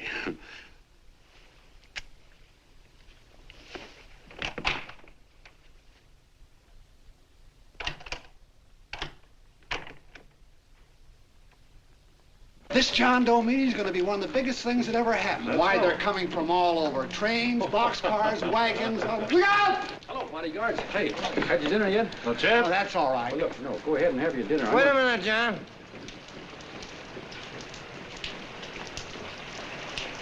Hello, Mr. Connell. How are you, John? John, I want to have a little talk with you. What's the matter? Are you falling? Come on. Hey, boss. Oh, quiet. Say, tell me something. Did you read the speech you're going to make tonight? No, I never read the speeches before I make them. I get more of a kick out of it that way. Uh-huh. It's just exactly what I thought. Beanie, go on down to the old pop to give you the speech. There's a copy on my desk. Gee whiz, boss, you know Mr. Norton told me not to leave him, not even for a minute. Go on. We'll be at Jim's bar up the street. You're a nice guy, John. I like you. You're gentle. I always like gentle people. Me, I'm hard. Hard and tough. I got no use for hard people. Gotta be gentle to suit me. Like you, for instance.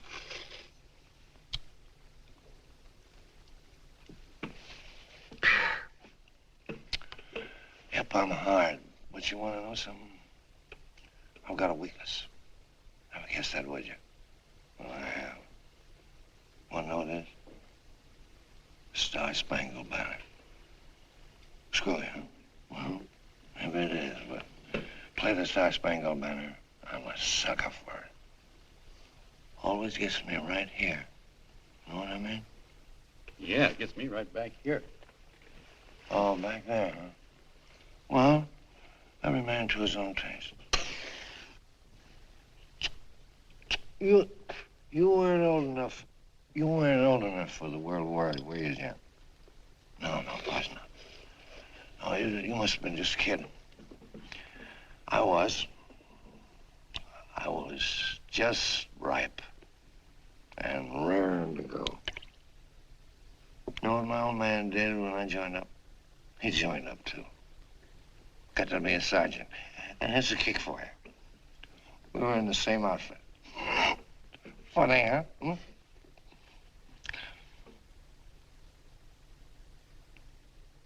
He was killed, John. I saw him get it.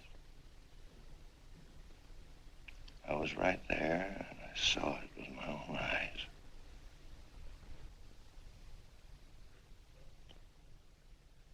Me, I came out without a scratch. That is, excepting my ulcers.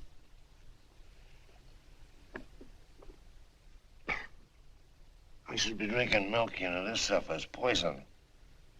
Hey, Tubby. Yes, Mr. Connell? What do you say, huh? All right. Yep, I'm a sucker for this country. I'm a sucker for the Star-Spangled Banner, and I'm a sucker for this country. I like what we got here. I like it.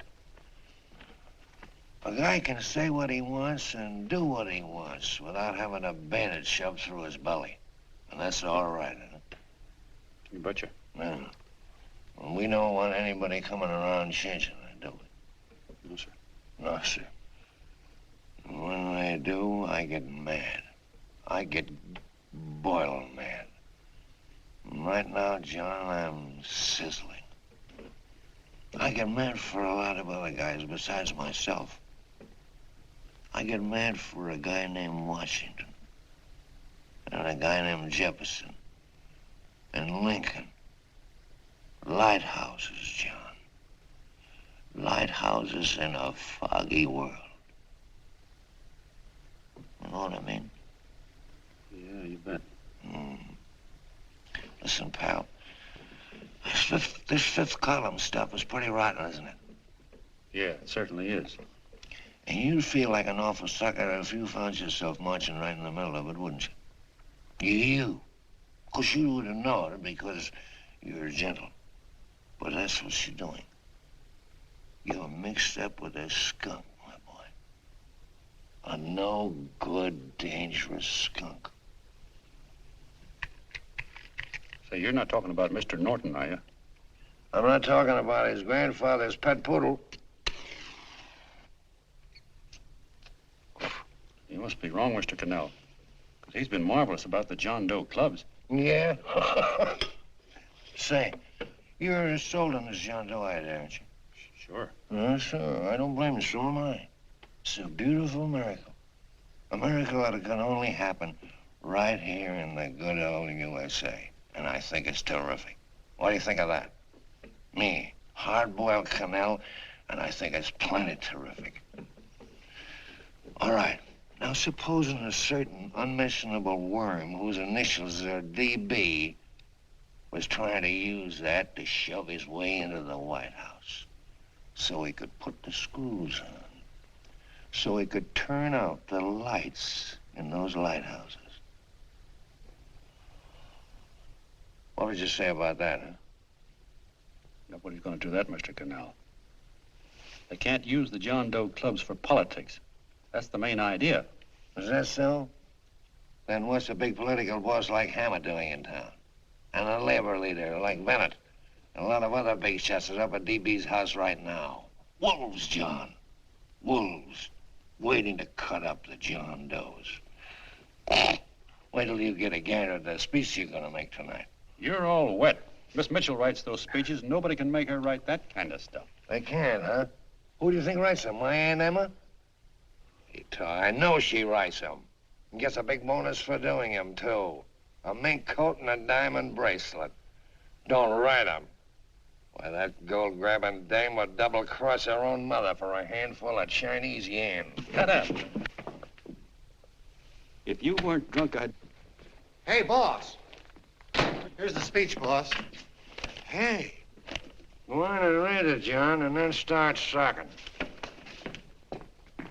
Hey, wait a minute, Mr. Doe. Tubby? Yes, sir. Better bring me a glass of milk. I'm smoking too much. Yes, Charlie? Got everything all set? Fine. John Doe been taken care of? Good. How many people do you think will be there? 15,000? Oh, my, that's fine. Now, listen, Charlie. As soon as John Doe stops talking about me, I want you to start that demonstration. And make it a big one, you understand? Don't worry about that, DB. My boys are there. They'll take care of it. What? Yes, I'll be there 15 minutes after I get your call. Why, Mr. Doe. Where are they? In the dining room, sir.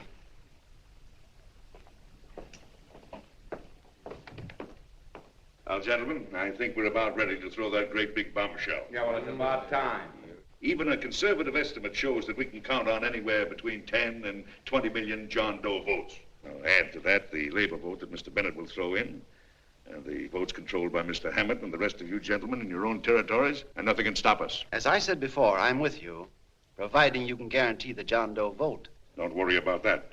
You can count on me on one condition. Little Bennett's got to be taken care of. Didn't I tell you that everybody in this room would be taken care of? My agreement with you gentlemen stands. I'm with you, DB, but I still think it's a very daring thing we're attempting. These are daring times, Mr. Barrington. We're coming to a new order of things. There's too much talk been going on in this country. Too many concessions have been made. What the American people need is an iron hand. You're right. That's true. You're quite right, DB. Discipline. Right. And now, may I offer a little toast to Miss Ann Mitchell, the brilliant and beautiful lady who is responsible for all this. Miss Mitchell. Mr. Norton, I'd like to talk to you alone for a minute. Oh, Miss Mitchell has something to say to us. Let's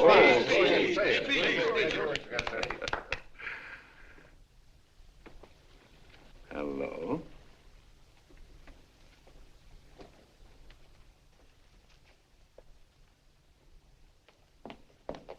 John, I'm so glad to see you. I was terribly worried. Did you write this? Yes, I did, John, but I had no idea what was going on. You didn't? No. That's a swell bracelet you're wearing. John, why aren't you at the convention?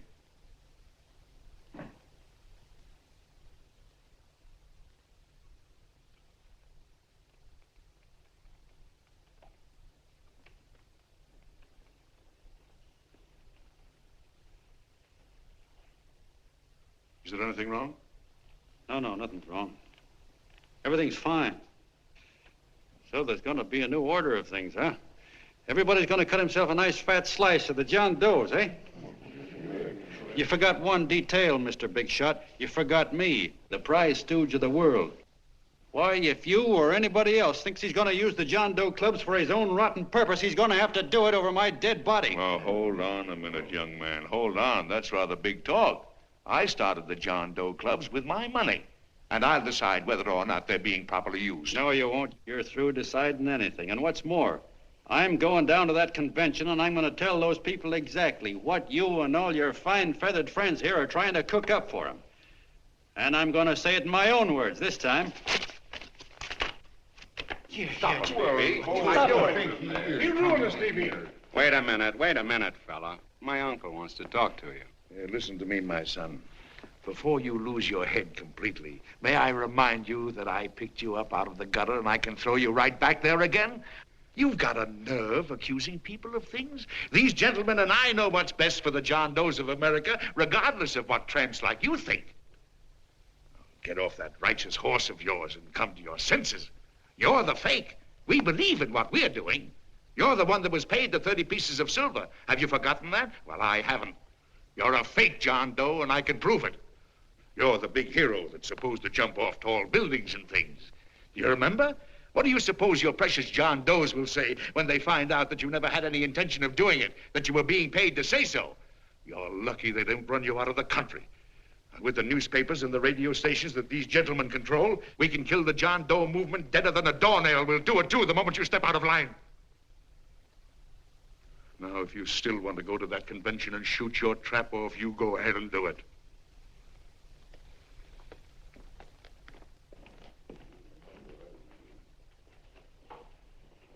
You mean to tell me you'd try to kill the John Doe movement if you can't use it to get what you want?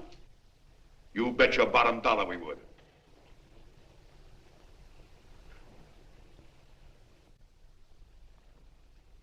Well, that certainly is a new low. I guess I've seen everything now. You sit there back of your big cigars and think of deliberately killing an idea that's made millions of people a little bit happier. An idea that's brought thousands of them here from all over the country, by bus and by freight and jalopies and on foot, so they could pass on to each other their own simple little experiences. Why, look, I'm just a mug and I know it, but I'm beginning to understand a lot of things. Why, your type's as old as history. If you can't lay your dirty fingers on a decent idea and twist it and squeeze it and stuff it into your own pocket, you slap it down. Like dogs, if you can't eat something, you bury it. Why, this is the one worthwhile thing that's come along. People are finally finding out that the guy next door isn't a bad egg. That's simple, isn't it? And yet a thing like that's got a chance of spreading till it touches every last doggone human being in the world, and you talk about killing it. Why, when this fire dies down, what's going to be left? More misery, more hunger, and more hate. And what's to prevent that from starting all over again? Nobody knows the answer to that one, and certainly not you with those slimy, bollocksed-up theories you got. The John Doe idea may be the answer, though. It may be the one thing capable of saving this cockeyed world. Yet you sit back there on your fat hulks and tell me you'll kill it if you can't use it. Well, you go ahead and try. You couldn't do it in a million years with all your radio stations and all your power. Because it's bigger than whether I'm a fake. It's bigger than your ambitions, and it's bigger than all the bracelets and fur coats in the world. You bet it is, John. And that's exactly what I'm going down there to tell those people. A minute, you ungrateful rat. My uncle's been too good. He's getting away. John! Give me the bullet. John! I've always told you, D.B., you're playing with dynamite. Which way? All right, now, girl, get away. Before he gets through tonight, he'll ruin us all. I'll stop him cold. Don't worry, I've been ready for this. John! Oh, John, please listen to me. Please, I can explain everything, John. I didn't know what they were going to do. Let me go with you, John. John, please. Go ahead, driver. Ballpark. Explain it to you, John. Please let me go with you. Please. John! Mr. Norton wants to see you. Listen to me, Mayor Lovett. You do as I say. I want them both arrested. You tell the police department to pick up Cannell. I've got the girl here. I've got the bullet. I don't care what you charge him with. If you're worried, let him go in the morning, but keep him in jail overnight. Hello, Bulletin. Put wire on.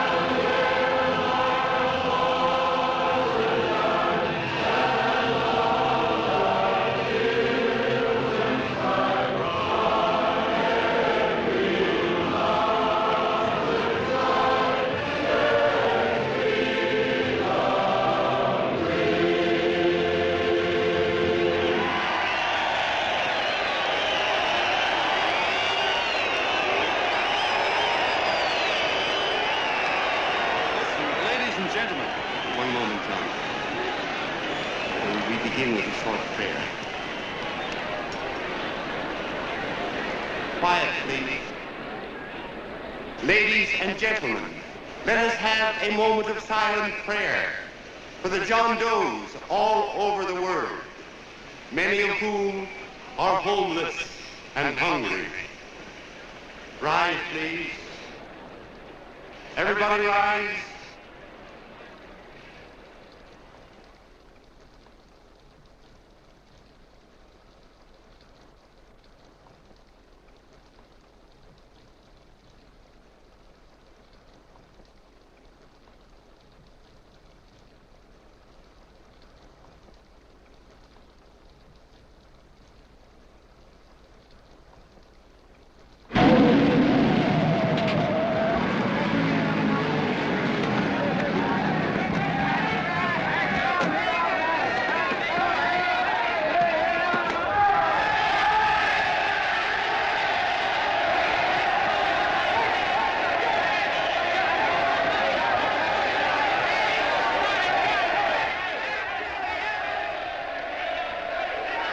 Newsboys. Hundreds of yelling newsboys are swarming into the park like locusts. They're yelling John Doe's a fake. Fake.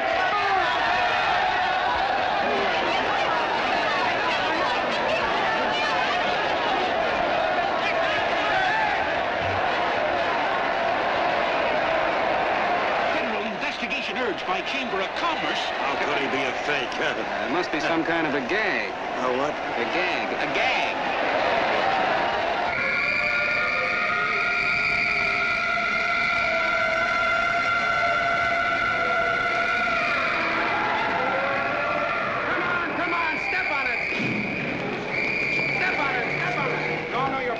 so let's get going. Wait for the paper. Hey, miss, will you autograph my balloon? Sure.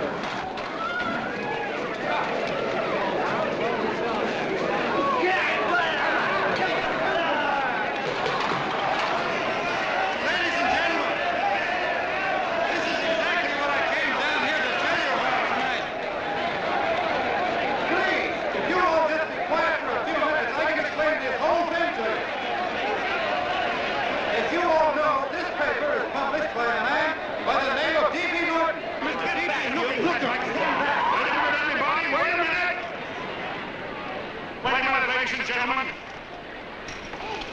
my name is D.B. Norton. You all know me. I accuse this man of being a faker. We've been taken for a lot of suckers, and I'm the biggest of the lot. I spent a fortune backing this man in what I believe to be a sincere and worthy cause, just as you all did. And now I find out it's nothing but a cheap racket cooked up by him and two of my employees for the sole purpose of collecting dues from John Does all over the country. That's a lie. It's not a lie. Nickels and dimes to stuff into their own pockets. You can read all about it in the newspapers there. That's a lie. Listen, don't believe what... This man had no intention of jumping off the top of a building. He was paid to say so. Do you deny that? That's got nothing to do with it. Were you paid for it or weren't you? Yes, I was paid, but there And happened... what about the suicide note? You didn't write that either. What difference Did you write it or didn't you? No, I didn't write it. Now, you bet your life you didn't. You look in your papers, ladies and gentlemen, and you'll find Miss Mitchell's signed confession that she was the one who wrote it. Listen, folks, it's a fact that I didn't write the letter. There, you see, he admits it. You're a fake, John Doe. Now, for what you have done to all these good people, they ought to run you out of the country. And I hope they do it.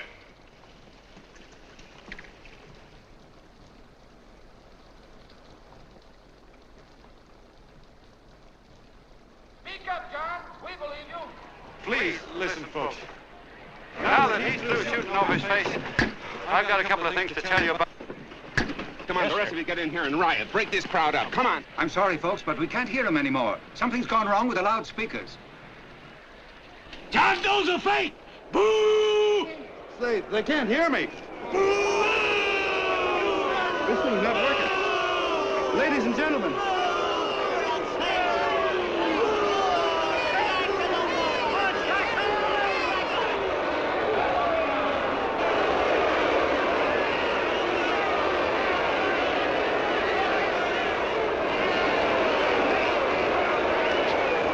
This thing's bigger than whether I'm a fake. Look, Kurt, you believe me, don't you? Sure, I believe you. Walking my legs off, digging up 5,000 signatures for a phony. Well, there you are, Mr. Doe. 5,000 names asking you not to jump off any roof. It makes no difference, Bert. The idea's still good. We don't have to give up our club. Yeah, well, you can have it. They're starting to throw things. Somebody's going to get hurt. I'm afraid it'll be John Doe. Listen to that mob. I've got to go to him. All right, lady. Can't let you out. Oh, let me go. I want to go to him. Oh, please. Please let me go. They're crucifying him. I can help them. Sorry, sister. We got orders to hold... Orders from who? Can't you see it's a framer? Oh, Mother, they won't let me go. They won't let me go. Listen, folks. You gotta listen to me, everybody. Back to the jungle, you hobo! Trust another racket! Stick to your clubs. We've been fed baloney so long, we're getting used to it. The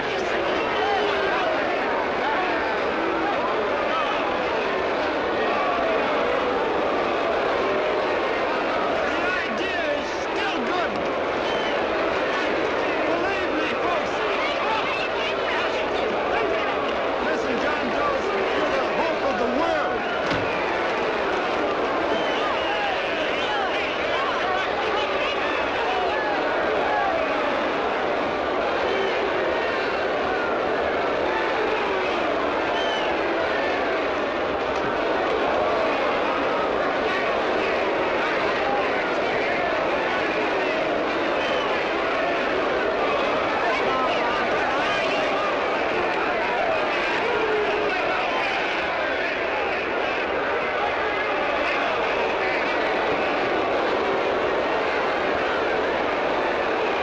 He's finally managed to get him out of the park. If that boy isn't hurt, it'll be a miracle. Ladies and gentlemen, this certainly looks like the end of the John Doe movement. Well, boys, you can chalk up another one to the Pontius pilots.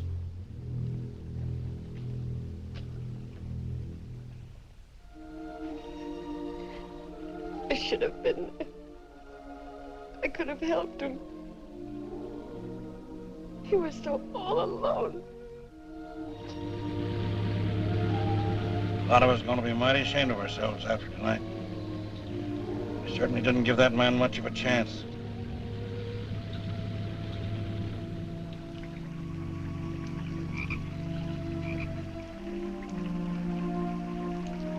Have some more coffee, Long John? No thanks, Carl.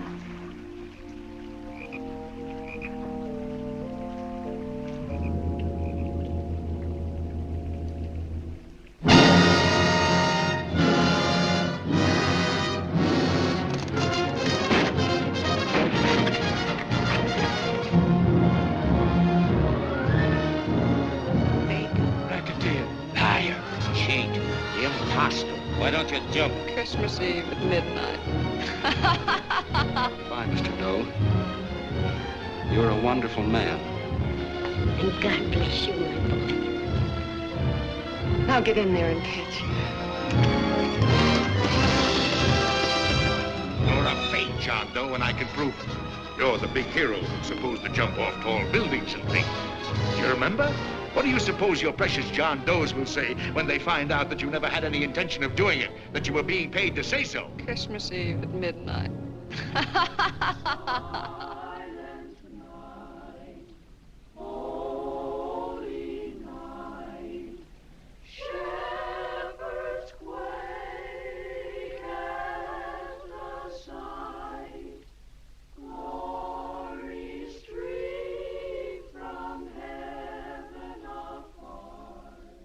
Merry Christmas, son. Merry Christmas.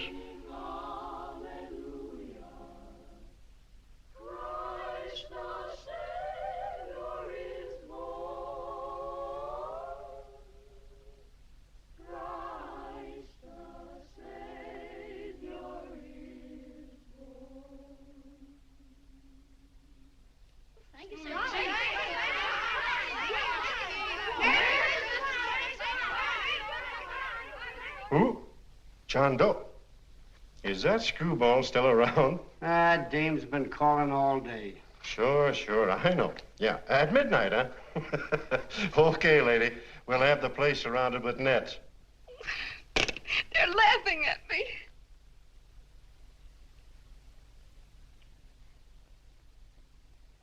You're a sick girl, Anne. You better take it easy.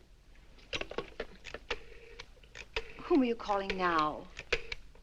You called that number not 10 minutes ago. Hello, Mr. Cannell. Have you seen him yet? Now listen, Ann, he can't possibly get in without our seeing him. I'm watching the side door and the colonel's out front, so stop worrying. Oh. Thank you.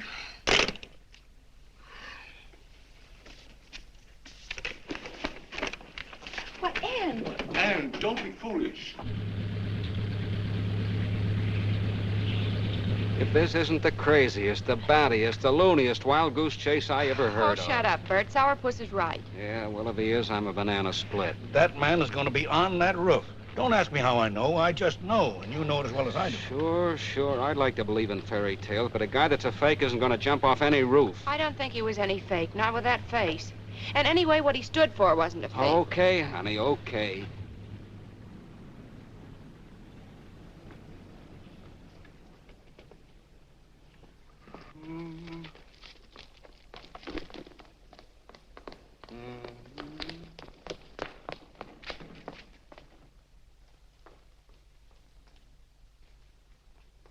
Elevators ain't running. Colonel, You shouldn't have got out of bed, miss. has he been here? No. Have you seen him? I ain't seen him for a week. Where's Cannell? He's watching the other door. Oh, gee, you're swell. Oh. No sense in going up there. I've been here for hours. He ain't here. Let me go, will you? Now, that's crazy. It's 14 floors.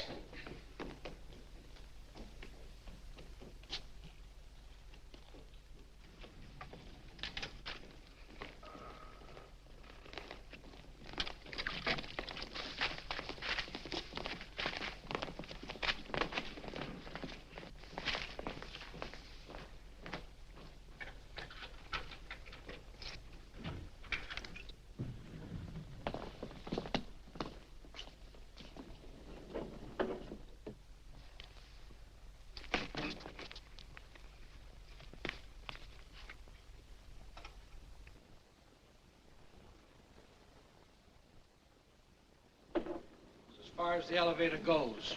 We gotta walk up to the tower.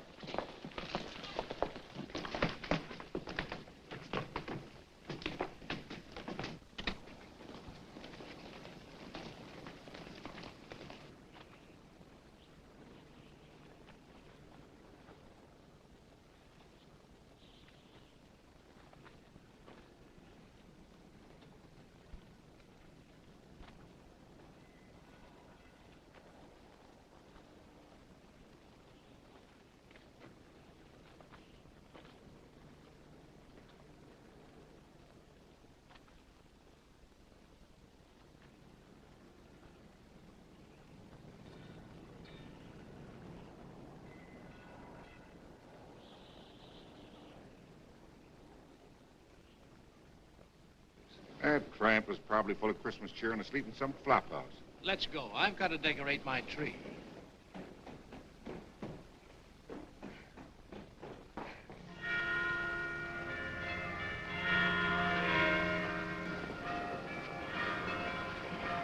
Well, I give up.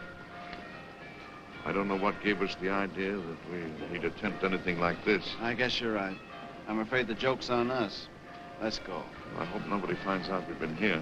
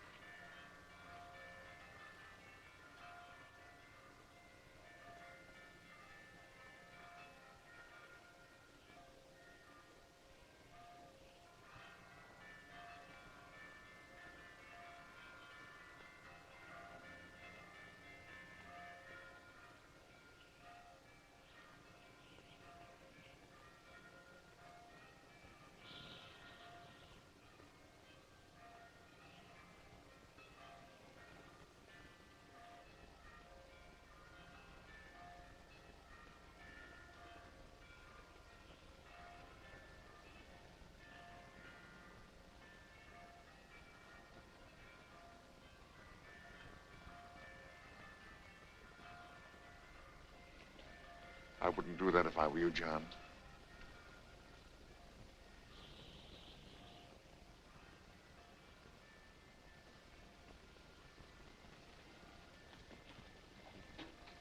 It'll do you no good. Mayor has policemen downstairs with instructions to remove all marks of identification you may have on your person. You'll be buried in Potter's Field and you will have accomplished nothing.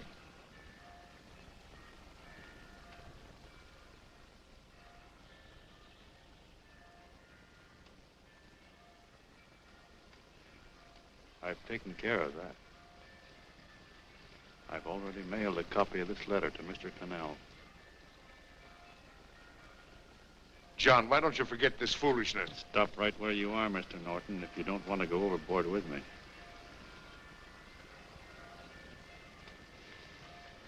I'm glad you gentlemen are here. You killed the John Doe movement, all right. But you're going to see it born all over again.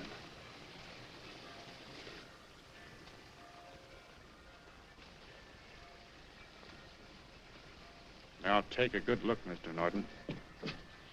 John! John! Oh, John, no, I won't let you. I love you, darling. Oh, please. Please don't give up. We'll start all over again.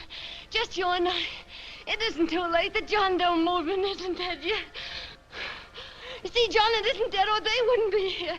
It's alive in them. They kept it alive by being afraid of. That's why they came up here. Oh, darling. Sure, it should have been killed. It was dishonest. But we can start clean now. Just you and I.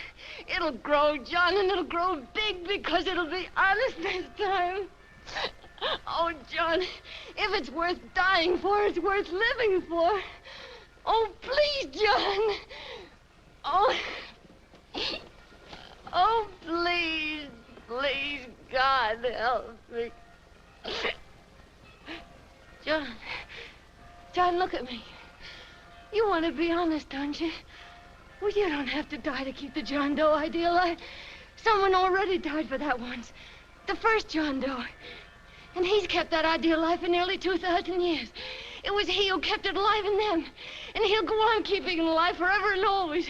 For every John Doe movement these men kill, a new one will be born. That's why those bells are ringing, John. They're calling to us. Not to give up, but to keep on fighting, to keep on pitching. Oh, don't you see, darling? This is no time to give up. You and I, John, we... Oh, no. No, John. If you die, I want to die, too. Oh, I love you. Oh, John.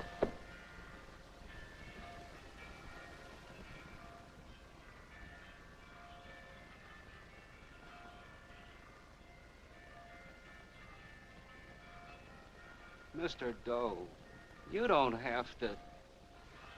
We're with you, Mr. Doe. We just lost our heads and acted like a mob. What Bert's trying to say is that we need you, Mr. Doe. There were a lot of us that didn't believe what that man said. We were going to start up our John Doe Club again, whether we saw you or not, weren't we, Bert?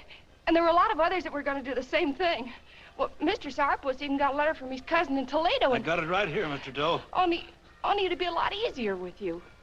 Please.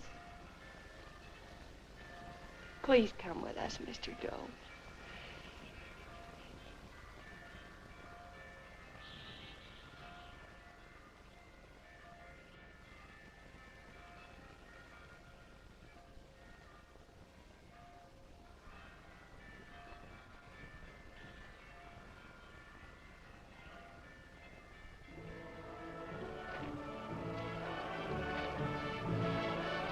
Long John. Mr. Doe. Here, we'll help you with it. She'll be all right. Mr. Doe, take her right down to the car. And right up. Oh, we got a car right down to where it is. They are, Norton, the people. Try and lick that.